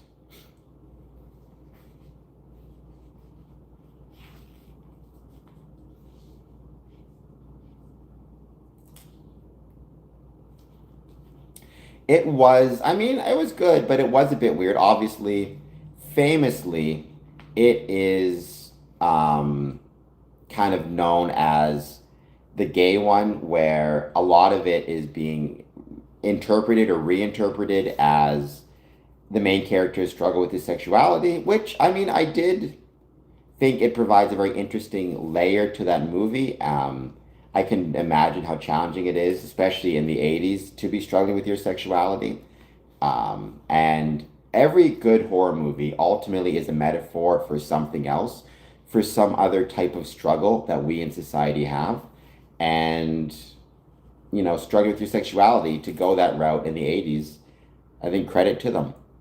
Well, he's definitely not a hero, whatever you say. That is not the case at all. So you say fair idea? I'm curious, what do you mean by a fair idea? Like, what do you think about Freemasonry when you hear the term?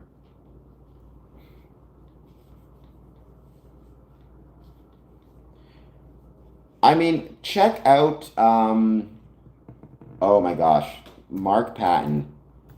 What was the he did a documentary about it. Scream Queen. So check out Scream Queen, My Nightmare on Elm Street. Mark Patton was the main character in that movie, and he wrote Scream Queen about it, and about because he's gay, and he viewed that same subtext in the movie, and he wrote about his experience in the movie.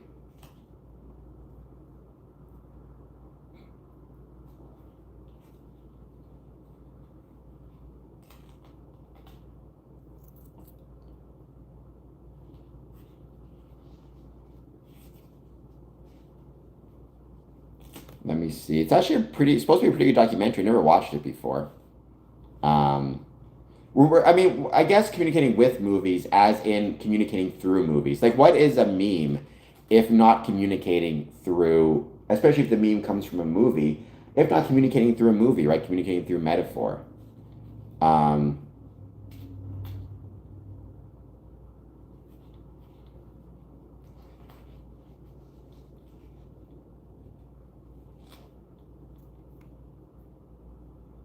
but you are visible in movies. I've never been in, I've been in a couple movies actually. I lied. I've been in 2 documentaries, I think. One was about being a referee in professional wrestling called The Ref Didn't See It, which I loved. And it's a great movie, and I'm proud to be part of it. The other one from It's a War Arms way back in the day, but I can't think of what it was called now. It's about being a child amputee. Yes, Freddie was a monster. No, 2 wrongs don't make a right. Yes, he should have gone to jail and the court system, etc., etc. But he's definitely the monster of that movie. The best thing about I think, the Nightmare on Elm Street films is how good and strong the teenagers and the protagonists are. And they are truly heroes of horror because they do a lot to hold up that franchise and make it the best in the world. That is true. Documentaries aren't movies. I don't mind Madonna. I mean, she's from Detroit, and Detroit's right across the river from me. But I'm not a huge pop guy. For me, it's rock and roll and metal and country. But I like most music. I meant ideas, sure, sometimes strategy. I mean, it depends how metaphorical you want to get with it, right? Like if you look at, for example, I'm trying to think of a good example. If you look at, for example,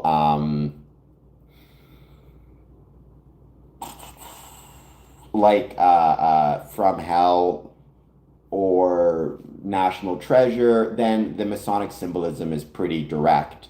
But if you look at movies like, I don't know, I mean, Lord of the Rings, there's a metaphorical connection between going on this journey and the entered apprentice to fellowcraft to master mason kind of journey that a mason takes. So it depends how metaphorical you want to get to it.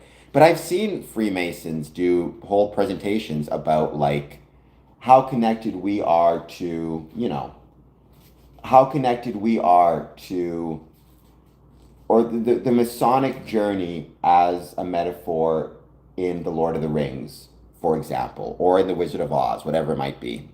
I will wish you best of luck, AE. I'm sure you're going to rock it out. I've said this before, Chris. I've said it again. I think the Hellraiser movies, the Pinhead movies, are the most underrated, underappreciated movies franchise in the horror genre. In my opinion, starting with Hellraiser Part 3, going through to Part 8, it is just a murderer's row, pun intended, of incredible movies. I mean, Hell on Earth. Oh, I can't think of the name of Hellraiser 4 now, but the fourth part where they go into space and back in time. Deader, I think, is incredible. Hellworld, I think, is incredible. Seeker, these are all great films that don't get the appreciation that they deserve. Plus, the most recent remake was really good. Making Pinhead a female character, I think, or the priest a female character, was a good idea.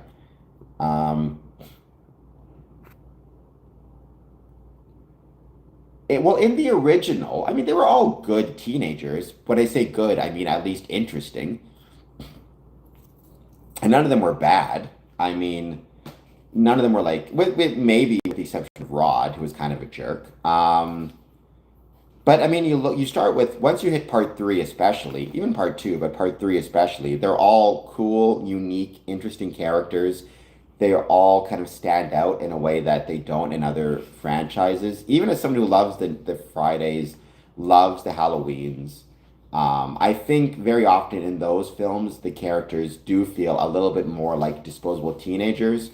Whereas in the Nightmare movies, they all have something unique and interesting about them. They feel more like real people, like real characters, if that makes any sense. That's why I've always thought Tina from Halloween Part 5, one of the reasons she seems so jarring in the Halloween franchise is because she really would fit better into the Nightmare films than the Halloween films. But that's getting super meta and super deep. Hello, Stephanie. Thank you for being here. I don't know if you heard about what I have coming up on August 21st. Let me know if you did or not. I've been up in many mountains. The most beautiful mountains I ever saw at Mayo and Oreos was in Elko, Nevada. And I posted about that on my Square and Compass Clips channel, which is another YouTube channel I have, but it's one I honestly am not that involved with. I kind of let it slide. I haven't posted on there forever. I do want to get back into posting on that one more frequently. So, but yeah, if you go to and you type in, hold on just one second, Square Compass Clips, mountains. Ruby Mountains. If you type in, hold on just one second. And they're beautiful as well. It's a shame I didn't, it's a shame I've kind of let this Square and Compass Clips channel slide. In the mountains, there you feel free, as said by T.S. Eliot.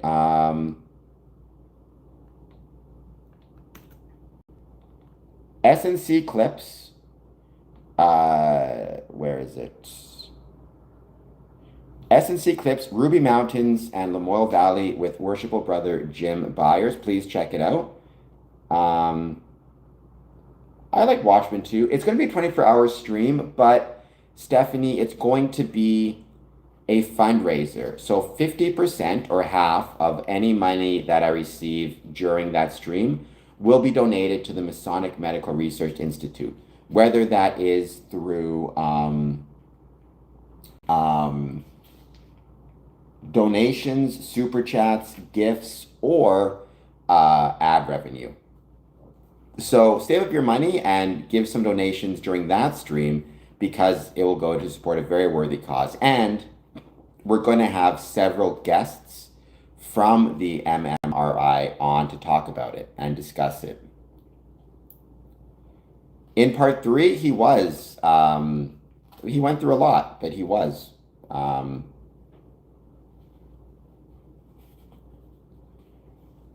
I mean, I don't think money should be ever be anybody's god. I think money is important. It's necessary. Got to eat somehow. But if you make that the most important thing, I think you're going to be led astray. I've seen some of Sons of Anarchy, and it's good. I did like it, but I'm not a huge TV fan.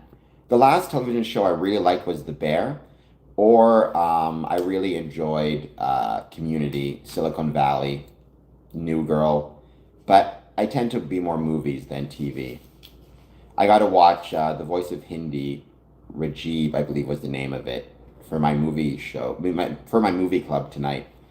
Hello, all phonics. Thank you for being here. I hope you're doing well. As always, please take a moment to hit that like and subscribe button. And how's your day treating you?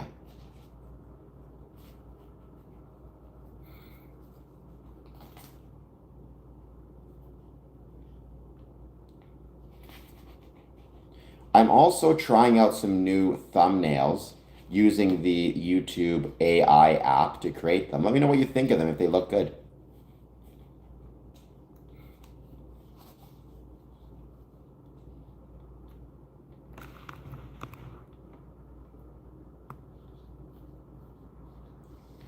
So not a fan of it, whatever you say. I mean, even that's an example of something that could be considered to have Masonic undertones, because so much of it is about brotherhood and the duties you owe to your brothers versus your family.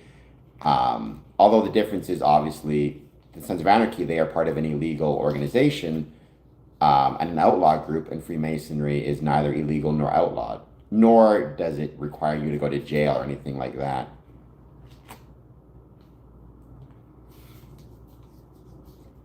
Chris, I think I've heard of that before, but I am not a biblical expert, so I'm not one who can speak on it, that's for sure.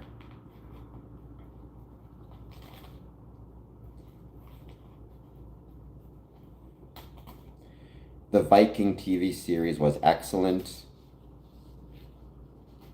Wasn't that a comedy? Oh, we got one vote for Nightmare Part 5. Thank you, whoever did that, because that's my favorite movie. Oh my gosh, impressive, Mayo and Oreos. Keep up the good work.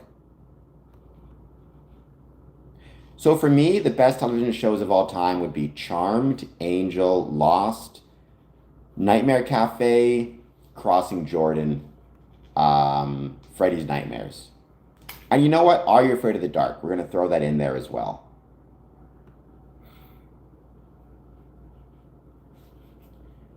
I mean, no doubt it has a real sense of brotherhood.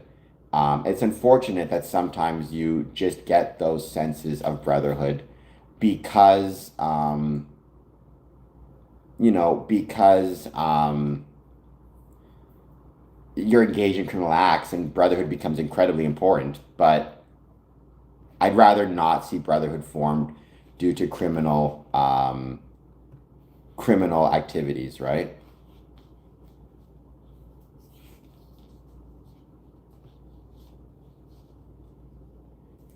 As a kid, I like Chronicles of Narnia. Oh, I remember Ghost Rider. Wow, Stephanie, that's going back a minute. I remember Ghost Rider. I remember liking that show as well. I mean, plus any show that encourages kids to read is a good thing. But that's crazy. Wow, that's a reference. I did like Ghost Rider. I remember that. The character was like he used letters from the environment to spell things out.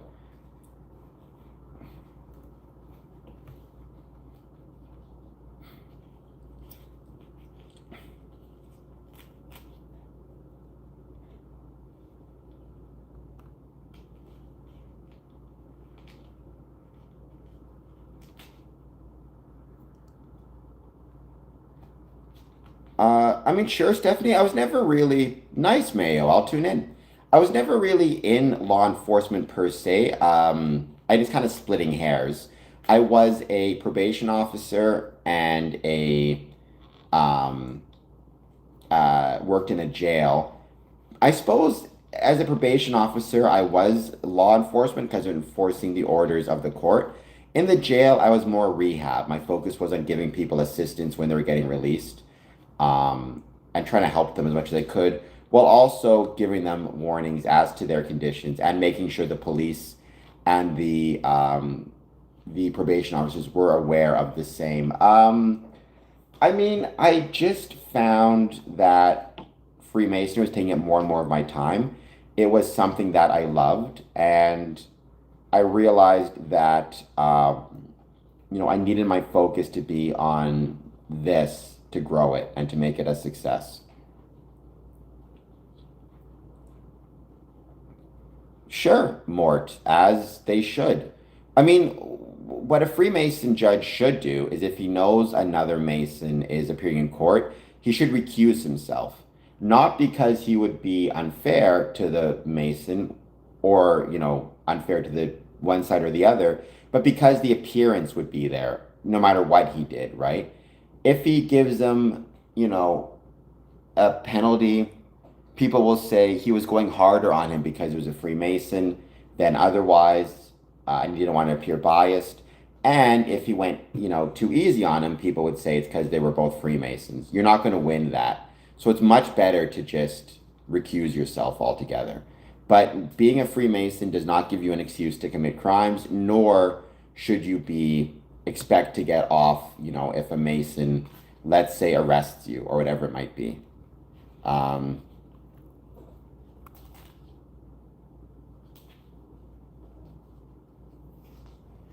I mean, sometimes prisoners can be some of the nicest people you've ever meet. Sometimes not so much. Just depends on the circumstances.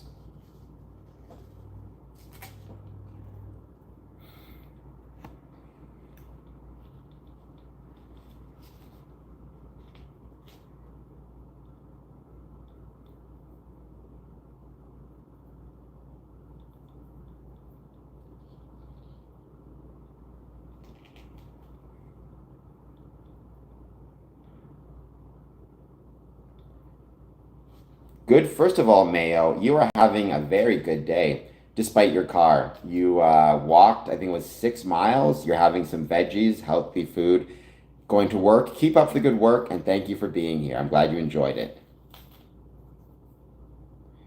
Yes, which is the best approach to take because bias can exist in both directions, right? And so it's better to just get rid of it altogether, or get rid of even the appearance of, get rid of the appearance of it altogether.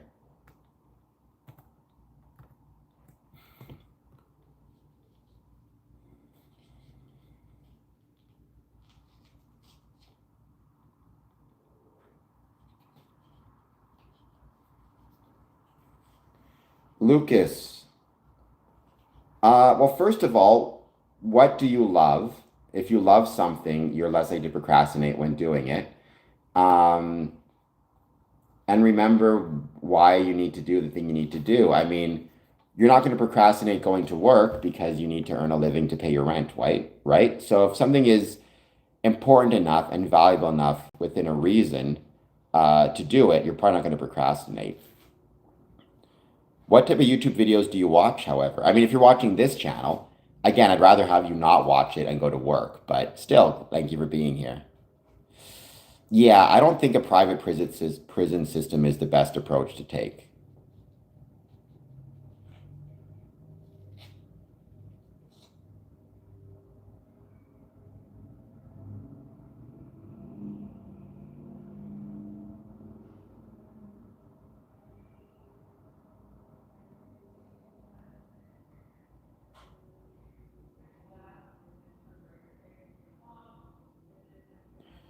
Is Brian Tracy a Freemason? I don't know who Brian Tracy is, so I don't think so. I mean, I don't think every jail is privatized in the States, but I believe many are. And yeah, it's really unfortunate um, that I think it creates too many incentives to want to fill the jail to keep, profits up while you're trying to keep the jail full, but the services at a minimum, none of which seems particularly healthy or helpful. Was Isaac Newton? Probably not, NB. But there is some people who say he was. He was friends with a lot of prominent Freemasons, including friends with Anderson of the Anderson Constitutions. So that's kind of an interesting note. Um,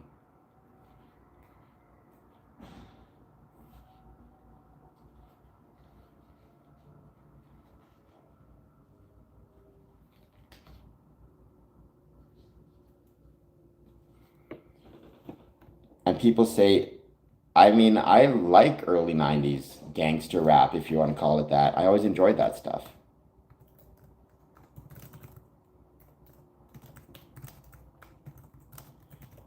I actually just found on YouTube um, I just found on YouTube this country rap 90s mashup, which is really good. What's the ice wall? I don't know what that is. Hello, Strategy Master. Thank you for being here. No, NB. Freemasonry is not a branch of any religion. It's not a religion at all. It's a civic club or a civic group. Um,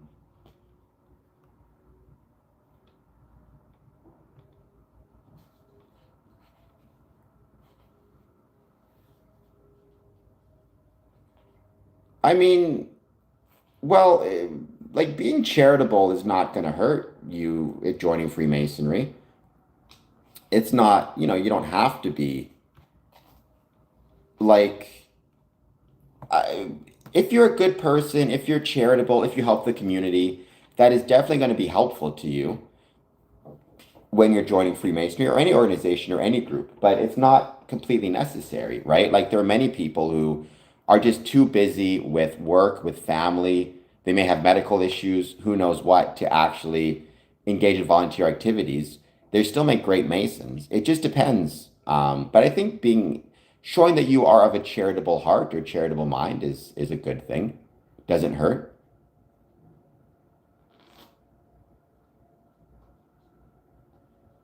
Well, then I don't believe the Earth is flat, and I don't believe there's an ice wall in that case. Um, in my experience, I mean, it seems pretty obvious to me the Earth is a circle, the Earth is a sphere, I should say. The Earth is not flat, and there is no ice wall. I mean, not. You can argue, Strategy Master, that the idea of frequencies is related to Freemasonry in a metaphorical sense. Frequencies are a type of geometry. Freemasonry is all about geometry as understanding the universe, as well as light in a metaphorical sense to mean wisdom or knowledge. And light is a type of electromagnetic wave or electromagnetic frequency. So, yeah, I don't know. But literally, no, they're different things, right? And even acoustics and frequencies in the building of anything from cathedrals to studios through stonework, there's connections there as well.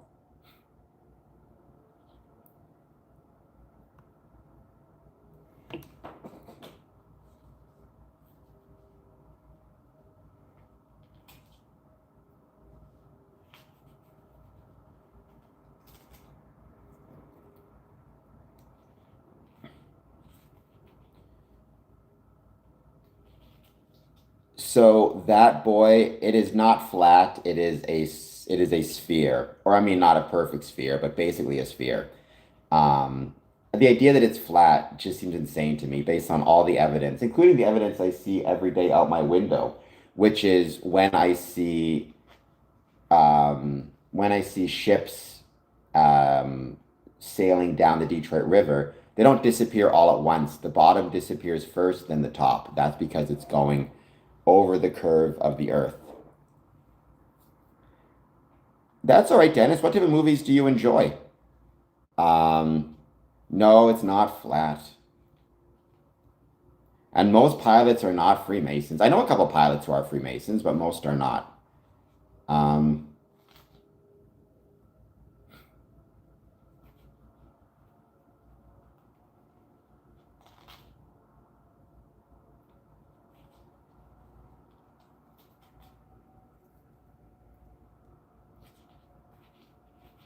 it is not, I don't know what to tell you. Some people agree. I guess you get to be wrong on the internet. I've said it a million times, right? If the rule was you cannot be wrong on the internet, no one would be on the internet. But it is not flat. Um, this live was like when you go to the gas station and they got gas. Midwest Sports. I don't know what that means, but I'm going to take that as a compliment. Thank you for being here, Midwest Sports. Please hit like, please hit subscribe. There is a lot of um,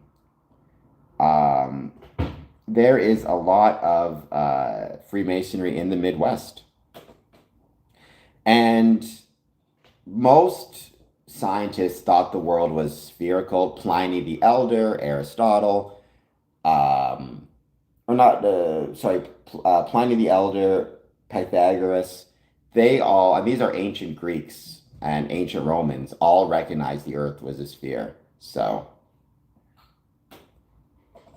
I like The Big Lebowski as well, Dennis. It's not a bad movie at all. Sadly, with 9 votes, Nightmare on Elm Street Part 2 is still way in the lead over Part 5. Don't get me wrong, Nightmare on Elm Street Part 2 is a great movie, but it's not as good as Part 5. Well, old maps can be wrong. In fact, old maps were wrong. But then again, you look at, let's say, a modern map, it looks flat on the map, right? Because there's no point in, it's very hard to buy a book of globes. So you just put, you put your map on a flat surface.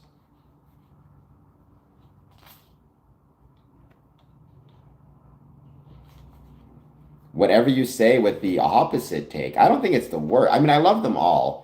Even the worst Nightmare on Elm Street movie is still a movie I really like. I would probably say the remake is the worst. We got a new, we have a new remake being made. It was just announced at Paramount. Excited for that. I don't know when it's coming out or when the release date is, but it's been a long time coming for us horror fans. We have that. We have Crystal Lake. We have the Carrie series. We have Resident Evil.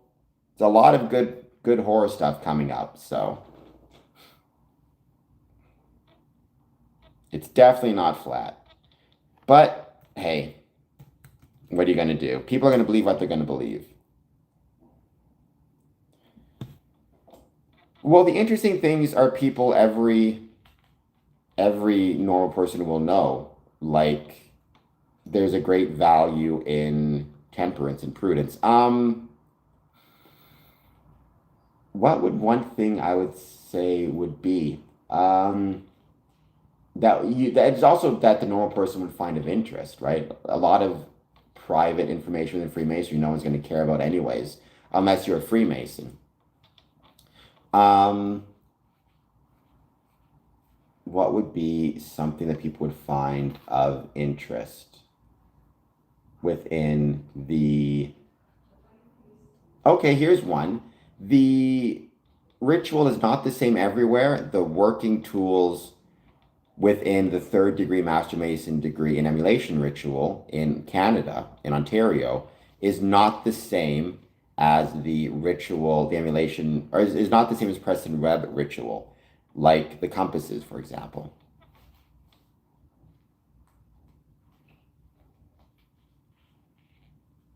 Well, that sounds terrible. If it runs like crap and costs $500 a gallon, that does not sound good. I don't think we're in Satan's little season. I don't know what that means. Um, I think we're just in a challenging time, but I think historically there's always been challenging times, and there always will be challenging times, and that's okay. It's our responsibility to do our best to make it through with things like civic engagement and civil engagement, um, and with things like Freemasonry. Well, the third, I mean, the better way to look at it, Stephanie, would be I think the better, so obviously, first and foremost, what the 3 degrees are meant to represent ultimately is the journey that a stonemason would take from apprenticeship to master mason. They start as an apprentice and then they are trained and they eventually become a master mason and are able to train others. Another way to think about it is childhood to middle age to old age, right? I think that's a better way to look at it. Although, certainly in emulation ritual, the second degree especially, a big deal within, thank you for the 100, a big deal within the second degree is education as a way to become a better part of society, which I think is absolutely the most appropriate. It's why it's my favorite degree. Well, I mean, metaphorically, sure, Chris. I mean, I think every time you do anything, you join anything, there's an element of rebirth, right? Like if you joined a football team or football club, there's an element of rebirth to that as well, right? Just by its nature. The person you are before you join the team and the person you are after the team is done playing for the season, they can feel like completely different people based on the things you've learned about yourself and about your teammates. It is symbolic of your higher self, absolutely. Well, Freemasons don't dabble in ritual. Being a Freemason, part of that is to be in ritual. Um, some of us have checkerboard rooms, depends on what your jurisdiction is and what your lodge is like. Well, then, Mort, you're definitely smarter than me because I don't know the first thing about how a car works. As far as I'm concerned, it's all magic.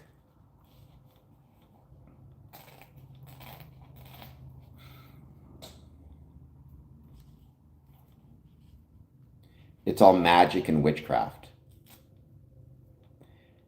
I haven't even had a car for so long. I use public transit, which I'm grateful for, by the way.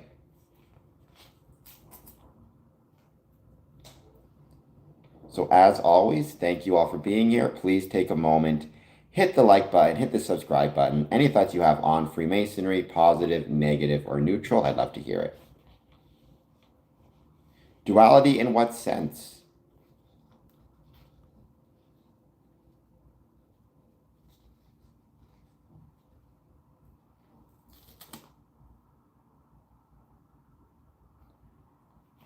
Well, I mean, I would hope not. If you're lying at any point in the application process, I mean, you're just not going to enjoy it as much. Like, you should go through the process as honest as you can. And honestly, I don't think you'd have to lie. Like, there may be some people who don't really believe in a supreme being, but say they do just to join. I don't think that's a helpful thing to do, but how would you know, right? It's not our place to police what it means for someone to believe in a supreme being. No, Freemasonry is not satanic. There's nothing satanic about Freemasonry. Very sorry to disappoint the conspiracy theory people out there.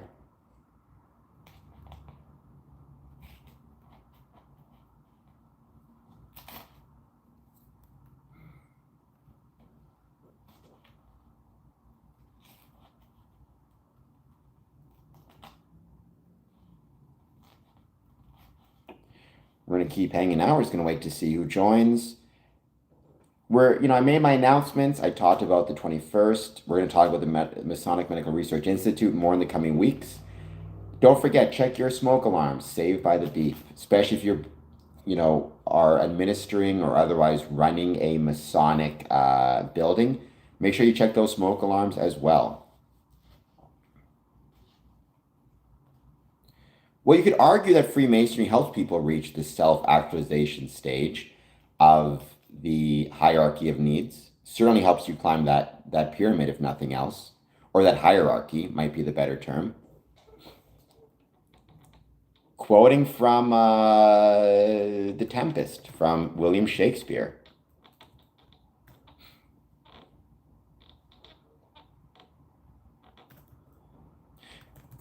Also, don't forget our wonderful gas prices in the States. I'm not from the States, but I understand right now in the States, gas is inching back to over $100 a barrel. And the Federal Reserve has just held interest rates steady for the fifth straight meeting.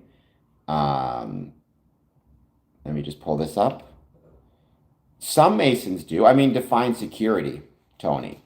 Like some of our Masonic buildings have it, some don't. It depends on the size of the building, the money that the lodges have. I think every Masonic building, though, should invest in at least basic security, which would mean recording cameras to capture the outside of the building, security guards if possible, and proper insurance, as well as plans put in place to deal with any emergencies, be they fire, active shooters, whatever it might be, and making sure you have working phones in and around the building if someone needs to call 911.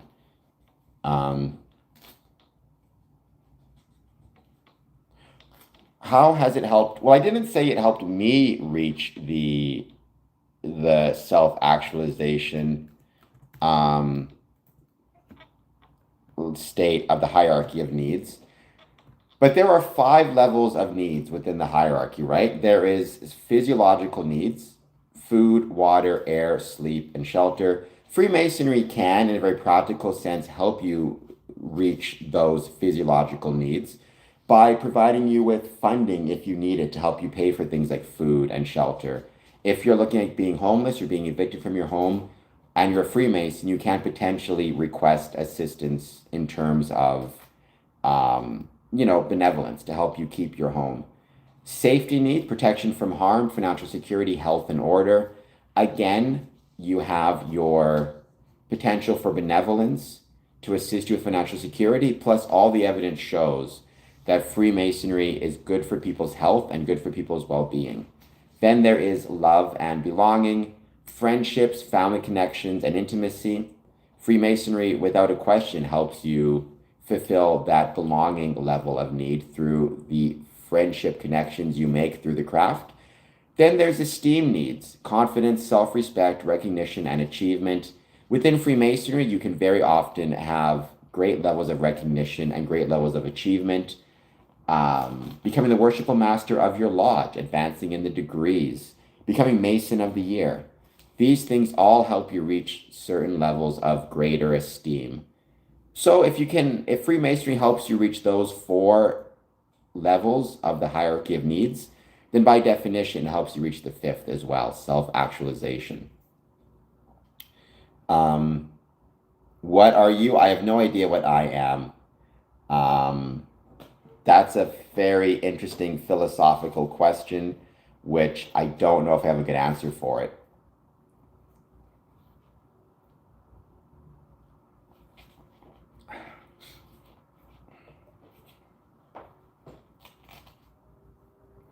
DMT is what makes us dream at night. Is that true? Does the body produce DMT naturally? I have no idea if that's the case or not. I don't know what makes us dream at night. I would think I would know because I love Nightmare on Elm Street so much, but I do not.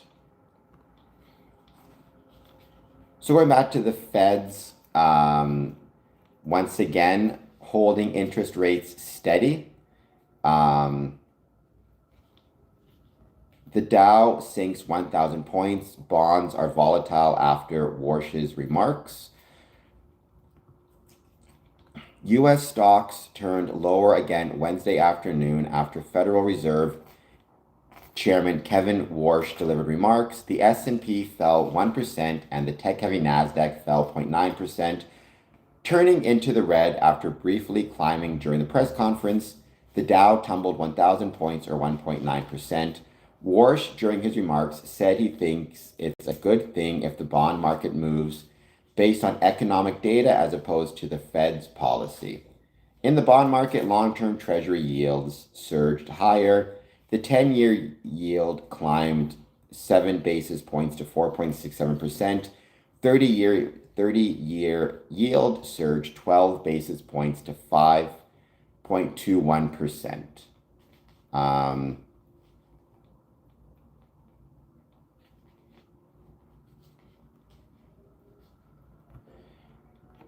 Said it a million times, you cannot separate the condition of Freemasonry from the conditions of the country in which it's located. That includes the economic conditions of the country in which it's located. So pay attention to interest rates, pay attention to the price of gas, pay attention to cost of goods, pay attention to inflation.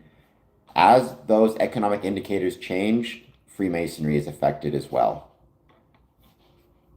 I need braces. Brittany, you need to subscribe to the channel, so please consider doing so. But if you want me to get braces, like and subscribe. That would help out big time. And do a super chat. Just 99 cents helps out greatly. Well, a lot of philosophers throughout history thought that the pineal gland was in fact the location of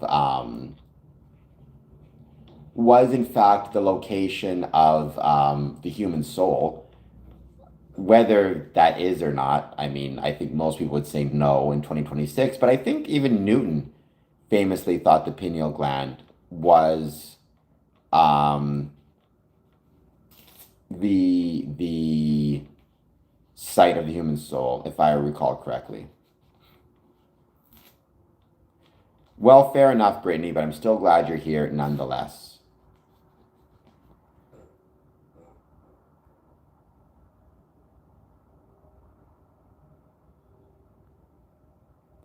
Lessons, you need to calm down a lot. I did that because we have a great debate in the stream. My favorite nightmare movie is Nightmare on Elm Street Part 5. Somebody else, they say it's Part 2. Now you got to keep in mind their taste is very suspect because they like to mix mayonnaise and Oreos together, and that sounds pretty gross to me. But because my favorite is Part 5 or Part 4, that's the debate. Part 3, though, is really, really, really good. I will say that. I don't think there's any question that Part 3, probably in terms of like movie franchises, the greatest Part 3 in any series ever. Well, I mean, that's the question as well, strategy. Is the mind, does it actually exist? We know the brain exists. Is what we view as the mind simply, or consciousness, simply a illusion or an illusion or a trick of the physical property of the brain? I don't know.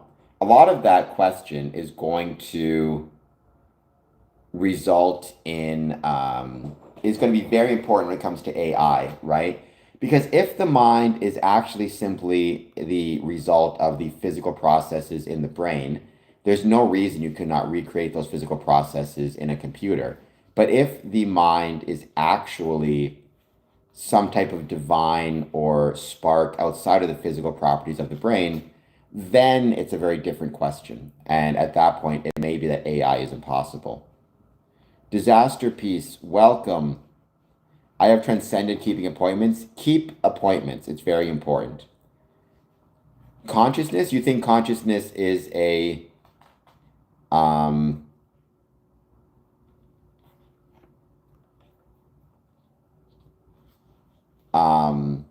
you think that consciousness is a creation of the brain, or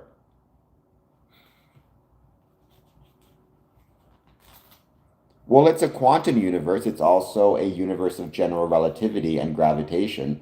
If we ever can combine those two things, we'll be on our way to a theory that is much more comprehensive than currently.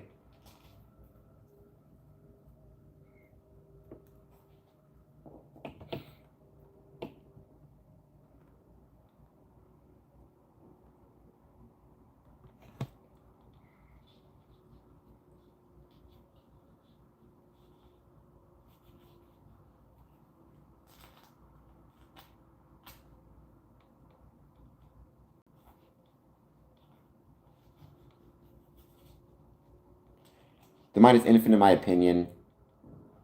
I mean, Mort, have you ever seen this movie called um, The Life of Chuck? Which is an incredible movie, by the way. If you've not seen it, I would recommend you watch it. But have you ever seen this movie called Life of Chuck?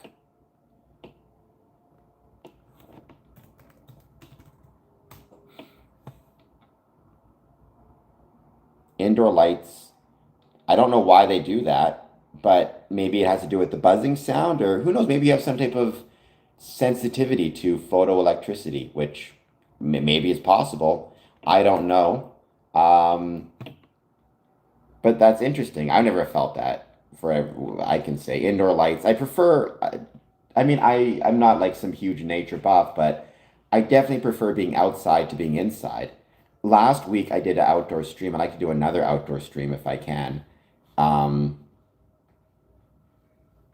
Midwest Sports, what are we playing? Oops. Speaking of lighting issues.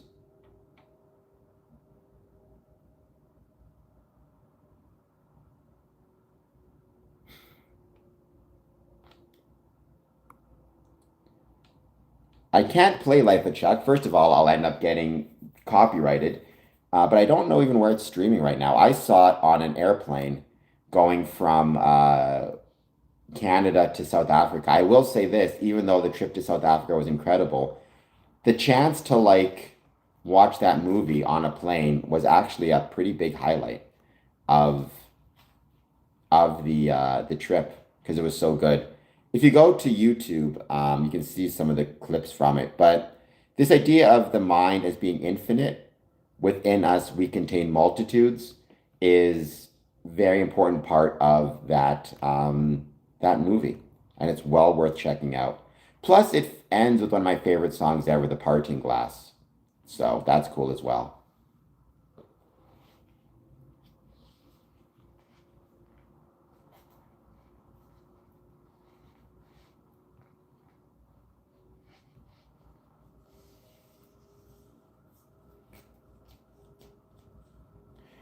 Well, I think a lot of people, if they have very sensitive hearing or sensitive, sensitive hearing, can hear the buzzing of lights. So that's very common. I mean, whatever you say, I think it's you got to find a balance, but I do think copyright does provide a valuable tool to protect artists and their work.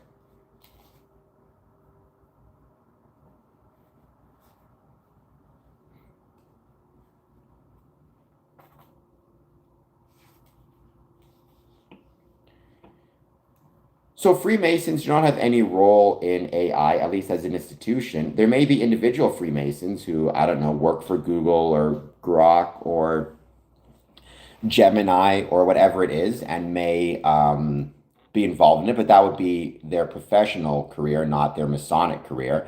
I'm not aware of any Masons who work or involved with AI, at least in the creation of it. More and more are, Freemasons are using AI for their professional careers. Even me trying the YouTube AI app when it comes to creating uh, thumbnails and things like that. I mean, I think, look, AI is a fascinating field and it's going to affect everything, including Freemasonry. So, um, it's something I really want to explore. Um, and I've done so in the past on Medium. So please follow me on Medium, by the way. You will see my writings about Freemasonry and AI. And I just actually got a free trial to Grok 4.5 through X. And I've been checking with Grok to see what it thinks about Freemasonry when I ask it questions. Um, I did not see what happened in Japan, but that seems like a bad idea. Let's not militarize AI. I mean, I'm not an expert, but I've seen enough Terminator movies to think that that's probably not a good idea. Being empathetic can absolutely cause people issues, but I think you want to be careful that you don't allow the issues it causes to affect you in too many ways, right?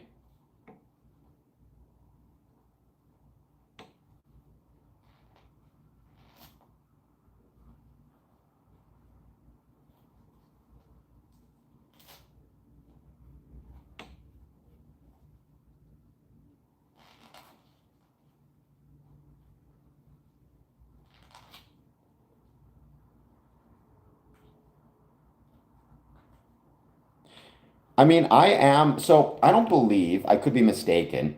I don't believe we have flock cameras in Canada. I could be wrong, and if I am, let me know. And I don't know much about them. It's not something I've spoken about a lot, or even researched. I've just been so busy. But I don't know. I don't know. I have my obvious concerns. I'm not one of those people who gets overly concerned about things like privacy and government and technology and all the rest of it.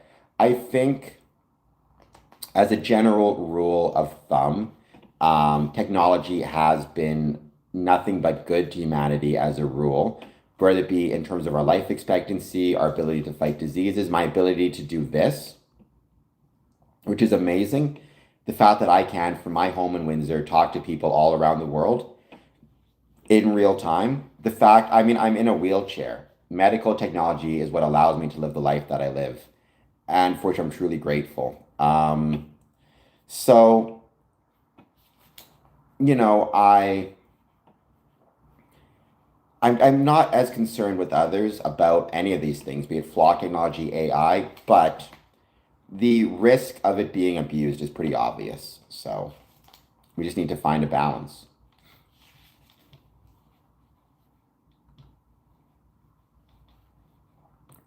Even social credit, it doesn't freak me out, I think, as much as other people, right? I mean, it's again, it's how it's used, it's what it's used for. But there was a time when I'm sure the idea of someone like me, a person born missing his legs and with other medical conditions, living a good life out there in the world would have been seemed crazy and insane. And here we are, right?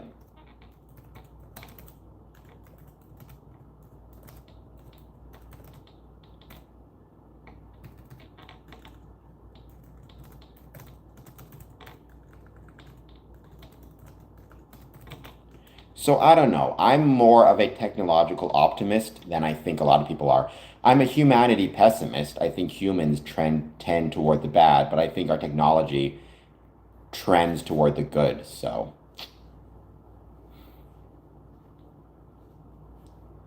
yes, I don't believe in public shaming. Let me just make that clear. I don't think public shaming is ever a good idea. But a social credit system in which you are, the extent to which you are, for example, getting vaccinated, et cetera, affects parts of your life. I don't have an inherent, I mean, I don't know.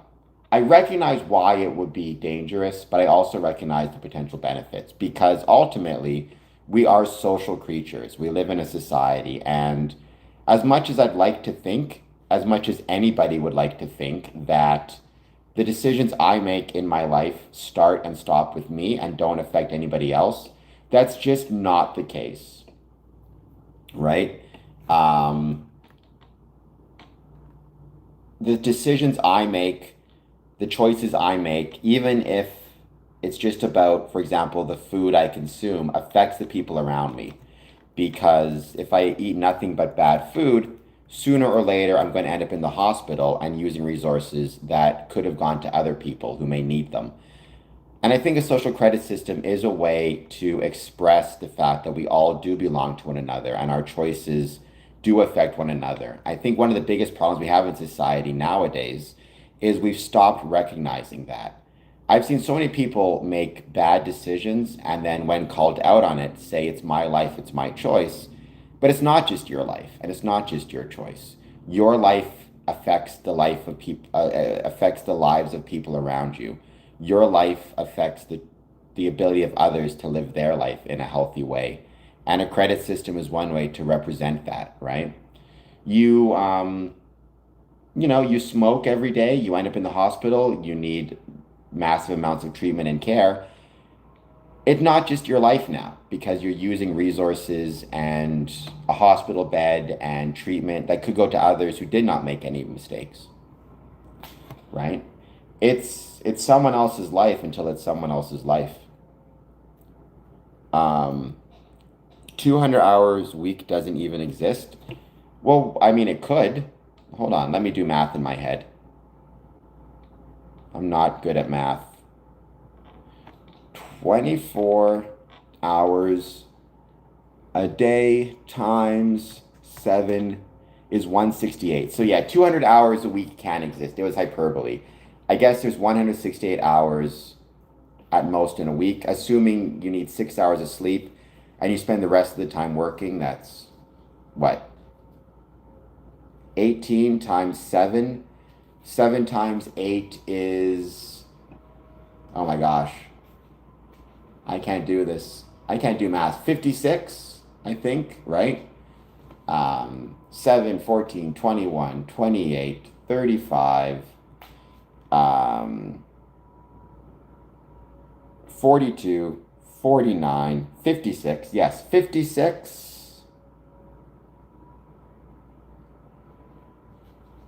I can't do math in my head. Hold on just 1 second. No one, I'm not a mathematician, just for the record. 7 times 18, 126. So that'd be a 126-hour work week, assuming 6 hours of sleep per night and nothing else you're doing, which we can't do, but an artificial intelligence could do it, and that is a danger, right? An artificial intelligence will never complain, will never do a complaint about working too many hours, doesn't need food, doesn't need rest. That makes it very tempting for companies to put all their resources into this and not focus on growing their human capital. But there's dangers to that as well, because at what point do we turn artificial intelligence into just some type of artificial slave? And at what point does the artificial intelligence turn around and say, no, you're not going to treat me this way? And then what happens there, right? If that makes any sense. I mean,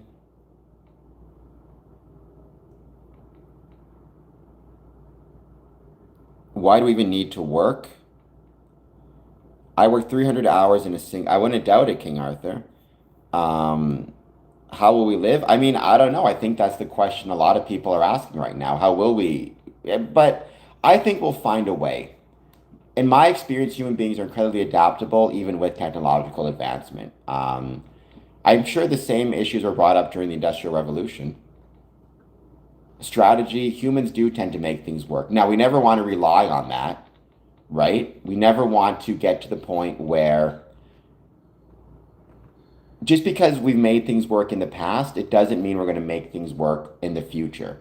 We need to be really careful that we don't get cocky and don't get arrogant, but we just need to keep that in mind. I have no idea. I mean, one of the solutions is civic engagement, get back to Freemasonry, get back to support systems. So if you do lose your job to AI, you know you at least have some type of potential safety net, maybe financial, maybe emotional, maybe through practical assistance, like maybe you can't afford to eat, but you can go to the lodge and get a meal during the meeting. Might be one thing you need.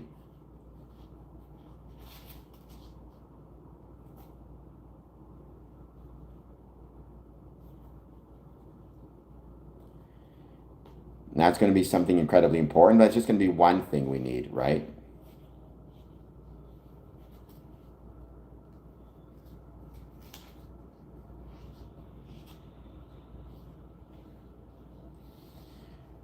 $18 votes. Interestingly enough, Nightmare Part 5 still well behind. I disagree with you all, though. Nightmare Part 5 is the best, in my humble opinion.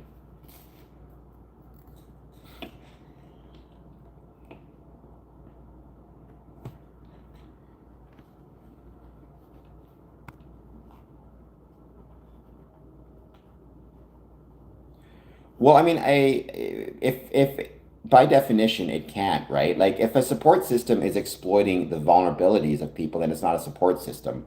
A support system is not about vulnerability or exploiting vulnerability. That's a cult, or just not a good group. So you need to keep that in mind.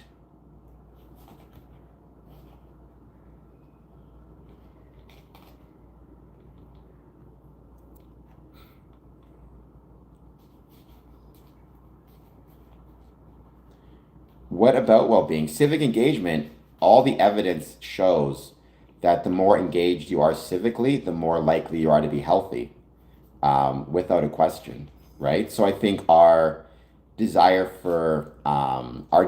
to be well and to have well-being is going to be dependent more so than anything else on our return to civic engagement.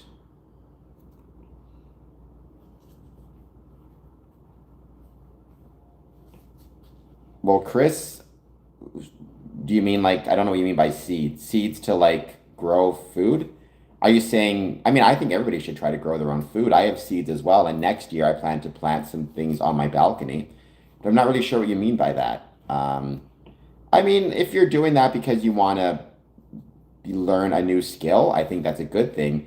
If you're convinced that the world is going to end and you want to grow your own food as a way to like protect yourself, I think that's not such a good thing. So it's why you're doing it. But if it's just to learn a new skill or you like the idea of horticulture, then hey, more power to you.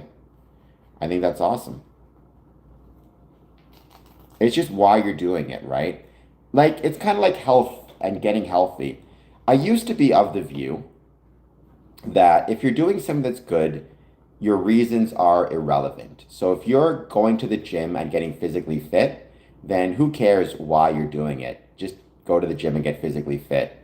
But now I'm very different view. I think it actually does matter why you're doing something. So for example, if you're trying to get physically healthy because you want to ensure that you are not wasteful of health resources, that you do your best to not go to the hospital so you can ensure others can use it, and you do your best to ensure you're at your mental and physical peak so you can help make the world a better place by supporting your neighbors, your friends, helping your buddies move, you know, being around longer, being a father longer, etc., etc. That's a really good thing. If you're doing it because you think the future is going to be some Mad Max, you know, apocalyptic space, and you're getting in shape so you can fight off the barbarians at the gates, that's actually a bad thing. Because ultimately, you're not doing it out of a sense of service, you're doing it out of a sense of survival and of a sense of personal, kind of personal, you want to do it for yourself. Anything you do should first and foremost be about contributing to the world around you and not for your own betterment. People are struggling. That is true, Chris, but I also think that part of the solution to that is civic engagement. Part of the solution to that is looking beyond yourself to how you can help those who are struggling. I mean, that's a good point. You can't appreciate the good if you don't appreciate or understand the bad. That is absolutely true. You need kind of the darkness to better appreciate and be grateful for the light. Um, well, but again, it seems like what you're saying is the current system is going to fall apart, and you're encouraging all of us to kind of prepare ourselves for some future post-apocalypse. I don't buy that. I don't think it's a helpful approach to take. I'm not going to ban you or like time you out or anything like that. I'm just saying I think you should try your best to be helpful in the world as it exists today, not prepare yourself for some post-apocalyptic future, especially because the preparation for it might be what results in the creation of it, right? It's kind of like a self-fulfilling prophecy. The Waits experience, welcome. Thank you for being here. Well, I do think I wish there was some type of rule that like liquidity is king or liquidity is key.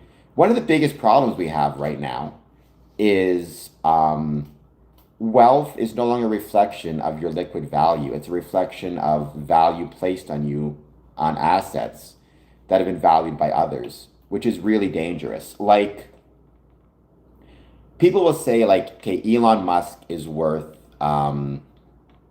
whatever, $1 trillion. I think he's less now, but you know, he's the world's first trillionaire. He doesn't have $1 trillion in liquid cash just lying around.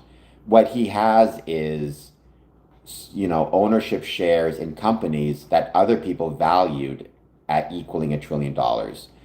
But the problem is that value is not liquid. It can't be spent. It can just be hoarded unless you cash out, in which case you got to pay taxes. But so long as you never cash out on it, you can borrow against it and basically clog up and keep money from properly circulating because all that value is just stored in one spot.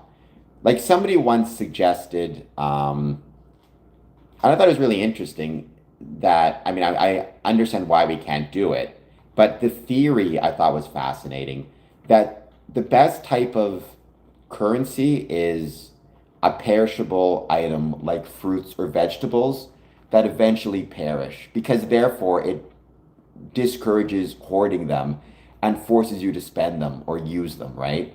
Like if we're all trading in mangoes, sooner or later I have to either eat it or give it to somebody else. It makes no sense for me to have more mangoes than I can eat and more mangoes than I can use because eventually they'll go bad, they'll perish, and then I lose all that value.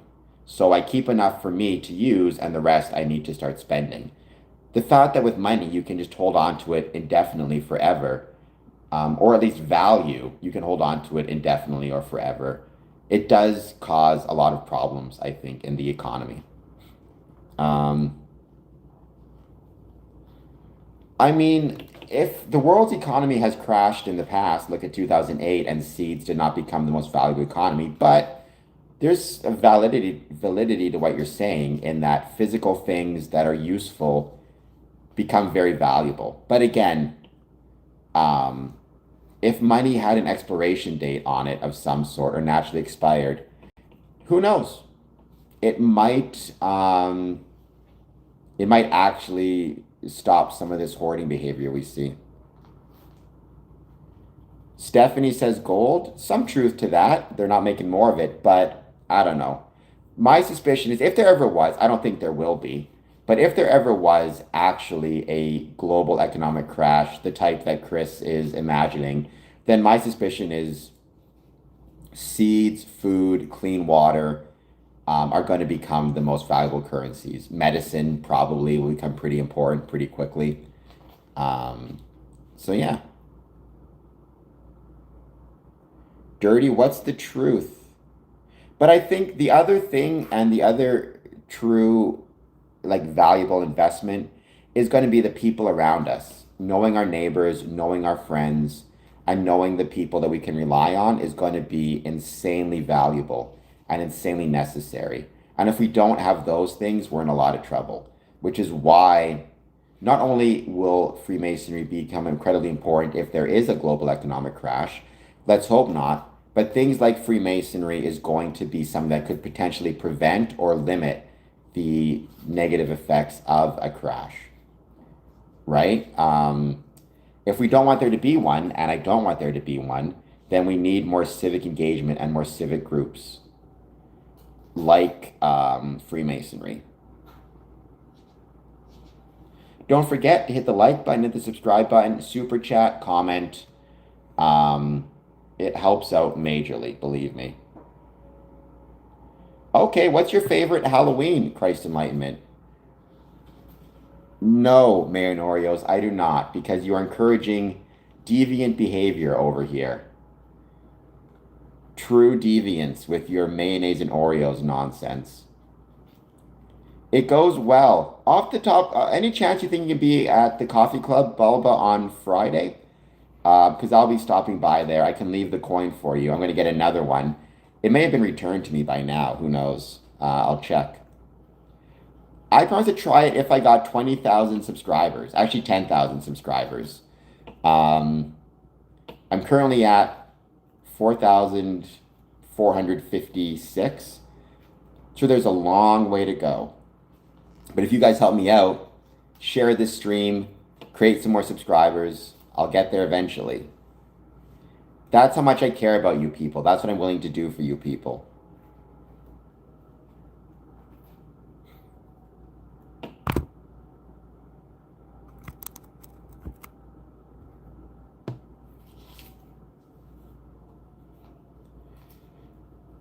Well, paper money was just a store of value. I mean, under the gold standard, it was one thing, but yeah, it's whatever. You need some way to represent value. You know, fiat currency seems just as good as anything else. Like, why not?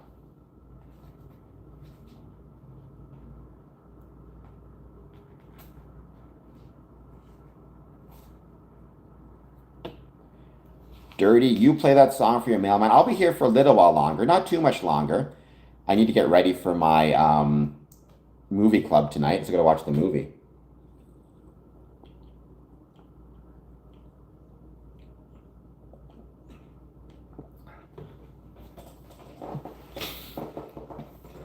I don't know what I hid in my head, but oh, for heaven's sakes. All right.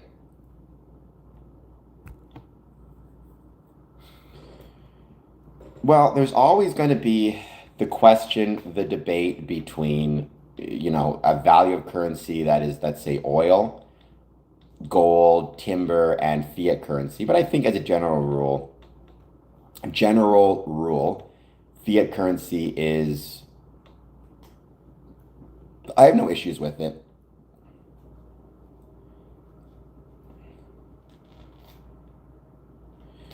We'll see. I don't think anybody knows if there's going to be a crash. I think there's been so many predictions in the last 30 years about um, the economy, both positive and negative, and who knows? We'll see, right? I don't think anybody knows at this point what's going to be coming down the pipe. What matters is if we do our best to be good to each other and good to the people around us, at least at this point. Well, God is dog spelled backwards, after all, so I don't disagree, though, necessarily. I have no idea. I hope so, Mayo, because I lost my mom to cancer, my dad's had cancer. Knock on wood, so far I've had no cancer scares. And, I guess fingers crossed I never do. But it's scary to think about having it. It's just it's such an absolutely hellacious disease.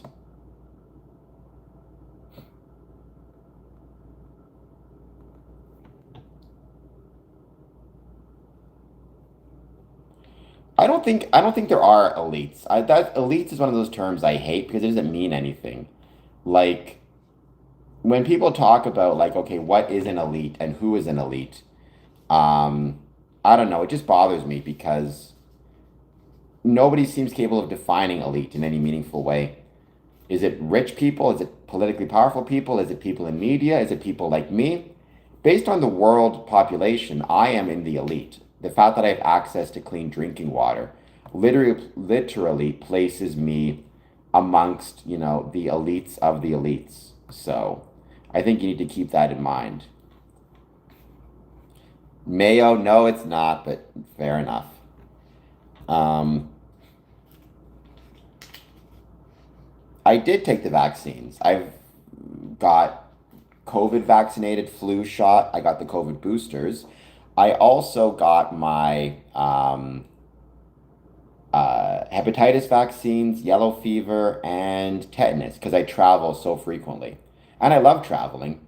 Don't get me wrong. I'm grateful for every time I travel. I feel very lucky that I get to travel as much as I do.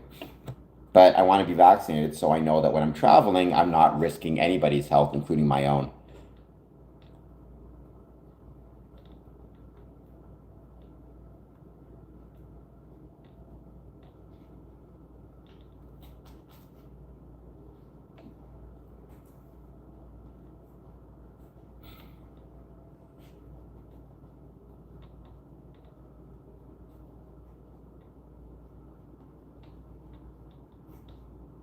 But to say, yeah, Mayo, you don't get to judge what anybody puts inside their body as you are, putting mayonnaise and Oreos in your body. Let's just calm down a little bit over here with that nonsense.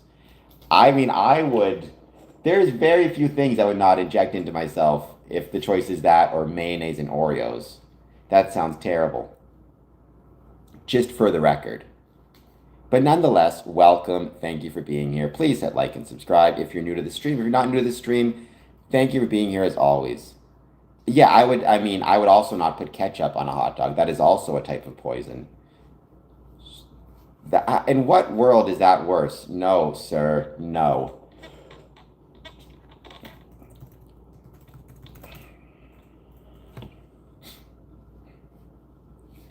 I don't think anybody wants to end the world. I think, you know,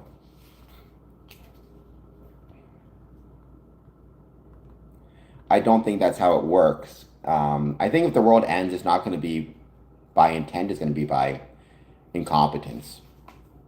But if the world does end, hey, the next creatures will take over, and then there you go. Maybe we're just a stepping stone for the lizard people to take over. Though I'd hope not.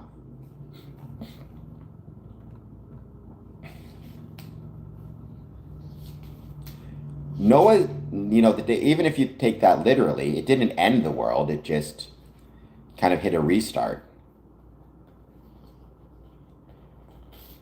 I did like the movie Noah starring Russell Crowe. I thought it was pretty good.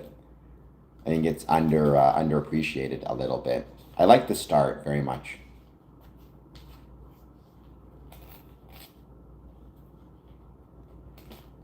And, hey, if you can make anybody laugh, you're on your way. I mean, a lot of people can get nervous about police, about customs, about whomever. If you get people to laugh, believe me, that's your ticket to having a much more successful time. The giants, again, I'm not one who believes in the supernatural, including Nephilim.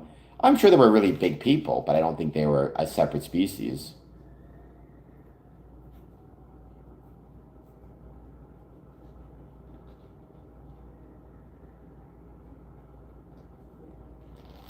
I thought they were Nephilim. I thought that's what they were called. Um, Hello, Jake the Crusader. I thought the rock people were the Nephilim, were the fallen angels, right? By the way, speaking of scary movies coming out, Ice Cream Man is coming out August 7th. Directed by Eli Roth. That looks pretty good, I think. Children of the Corn-esque. Also, Fall 2 released in theaters September 2nd. That movie looks really good also. I really enjoyed the first Fall movie. I thought it was pretty good. So, I mean, basically, it's super simple premise, right? It's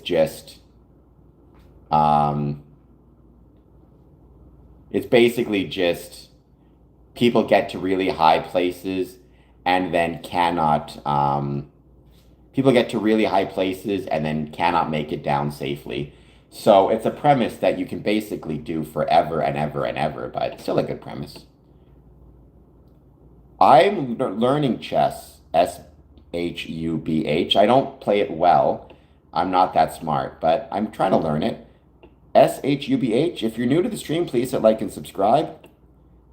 I mean, it's interesting. Albert Mackey, if I recall correctly, in the Encyclopedia of Freemasonry, calls us Noahides, children of Noah. His argument being because Noah and his family were the one humans left on Earth after the flood. He is the father of basically free stone masonry. But by the same token, he would also be the father of haberdashery.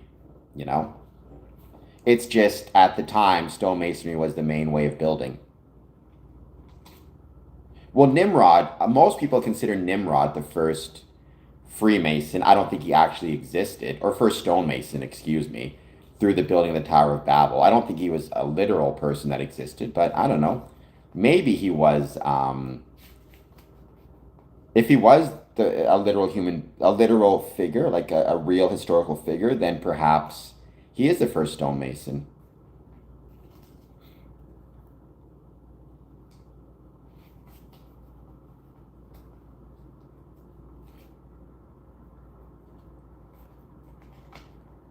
It is. I never knew that Nimrod was a biblical figure. For the longest time, like when I was a kid, if you called someone a Nimrod, it just meant they were dumb. I had no idea it was actually a biblical figure. So that's kind of a cool little thing I learned recently. It's interesting the things you learn over time, I thought that was fascinating. I mean, if he was a real figure, I guess we'd all be descendants of him, because at that time there were so few people. It's kind of like going back historically, right, to the very first hominids.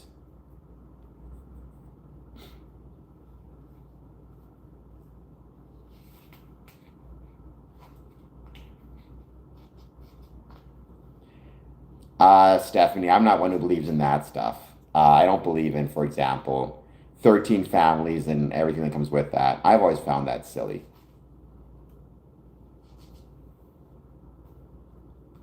I don't think anybody controls the world. I don't even think a small cabal of people control the world.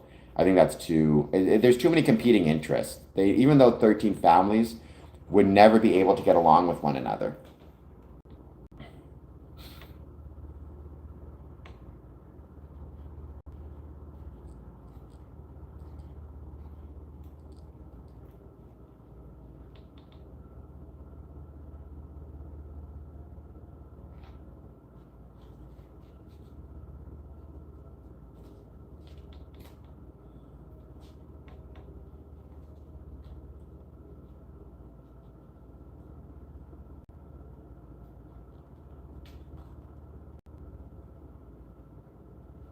I don't let a book dictate what I do with my life. I mean, if you are someone who finds within the Bible like a way to dictate your life, I think the more power to you, right? I just think everybody needs to find in their heart and look in their heart for what they think best explains the world to them and allows them to live a life that is moral and good. Now, obviously, if you are Christian, Muslim, Jewish, Hindu, Sikh, you can be a Freemason and you're welcome to be a Freemason. So Chris, it sounds like Chris is one who takes the Bible literally. I don't even know if every Christian necessarily takes the Bible as literal truth.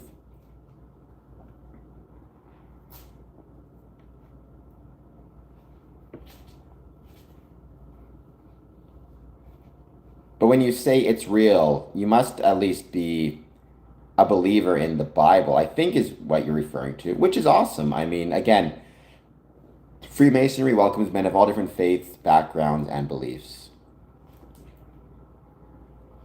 Long-ish. I've done longer ones before, and we're getting ready for a stream on the 21st of August, which is going to be 24 hours. That's always fun. I'll be ending this stream shortly, probably another 5 minutes, because I still got to watch a movie to get ready for my movie discussion club tonight. Well, first, Targaryen, hit the like and subscribe button. Touch that first. Tomorrow is going to be a very short stream because I need to go to I need to go and get interviewed by a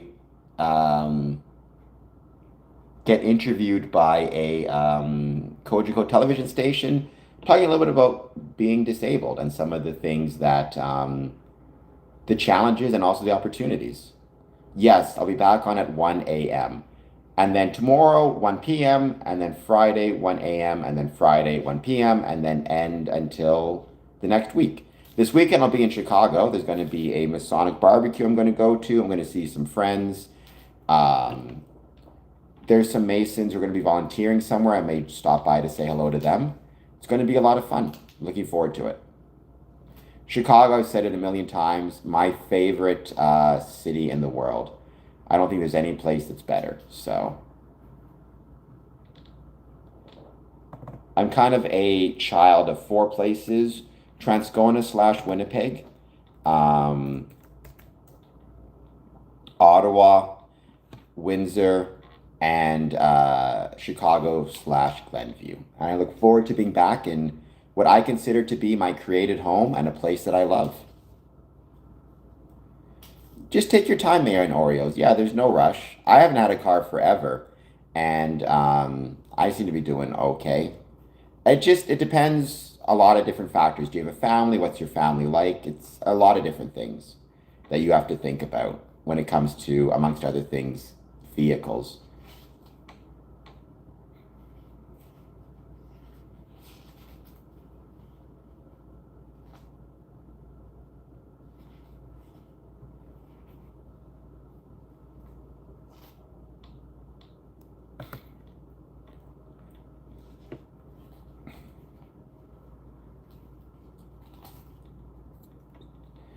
I don't know, Chris. I would take the Bible to be less literal and more allegorical.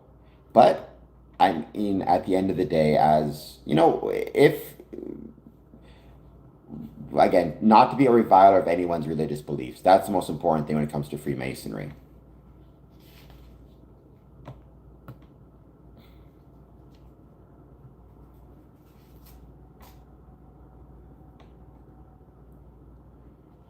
Well, Mayo, be careful. Have a charged cell phone with you at all times.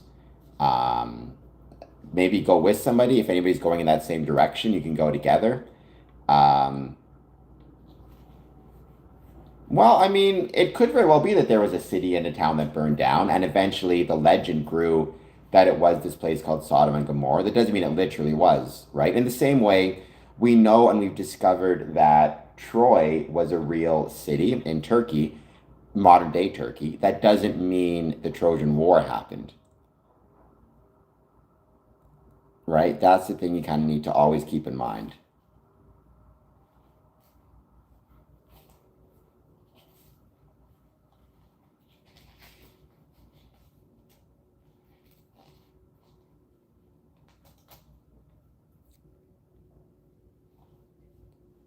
Troy is a movie, and Troy is a great movie. Troy is also a ancient city in Turkey, which was discovered by the German archaeologist Heinrich. I think the name was Schliemers. I think. Let me double check. I want to get his name right. Schliemann. Um,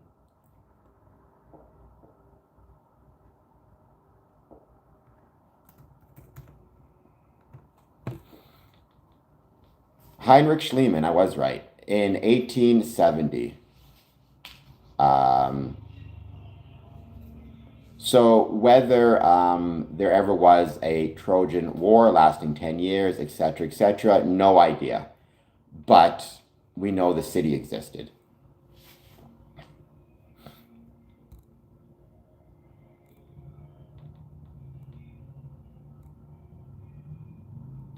I don't think that's the case because there are so many ancient cities that still show evidence even today, right? Like what Troy was, I mean, 3,000 years old, something like that. Hold on just one sec. When was Troy?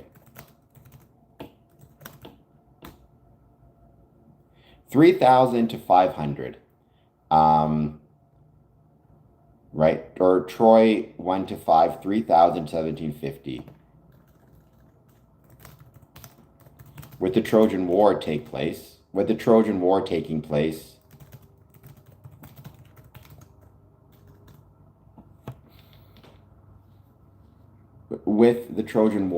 taking place, likely around 1200 BCE, near the end of the late Bronze Age.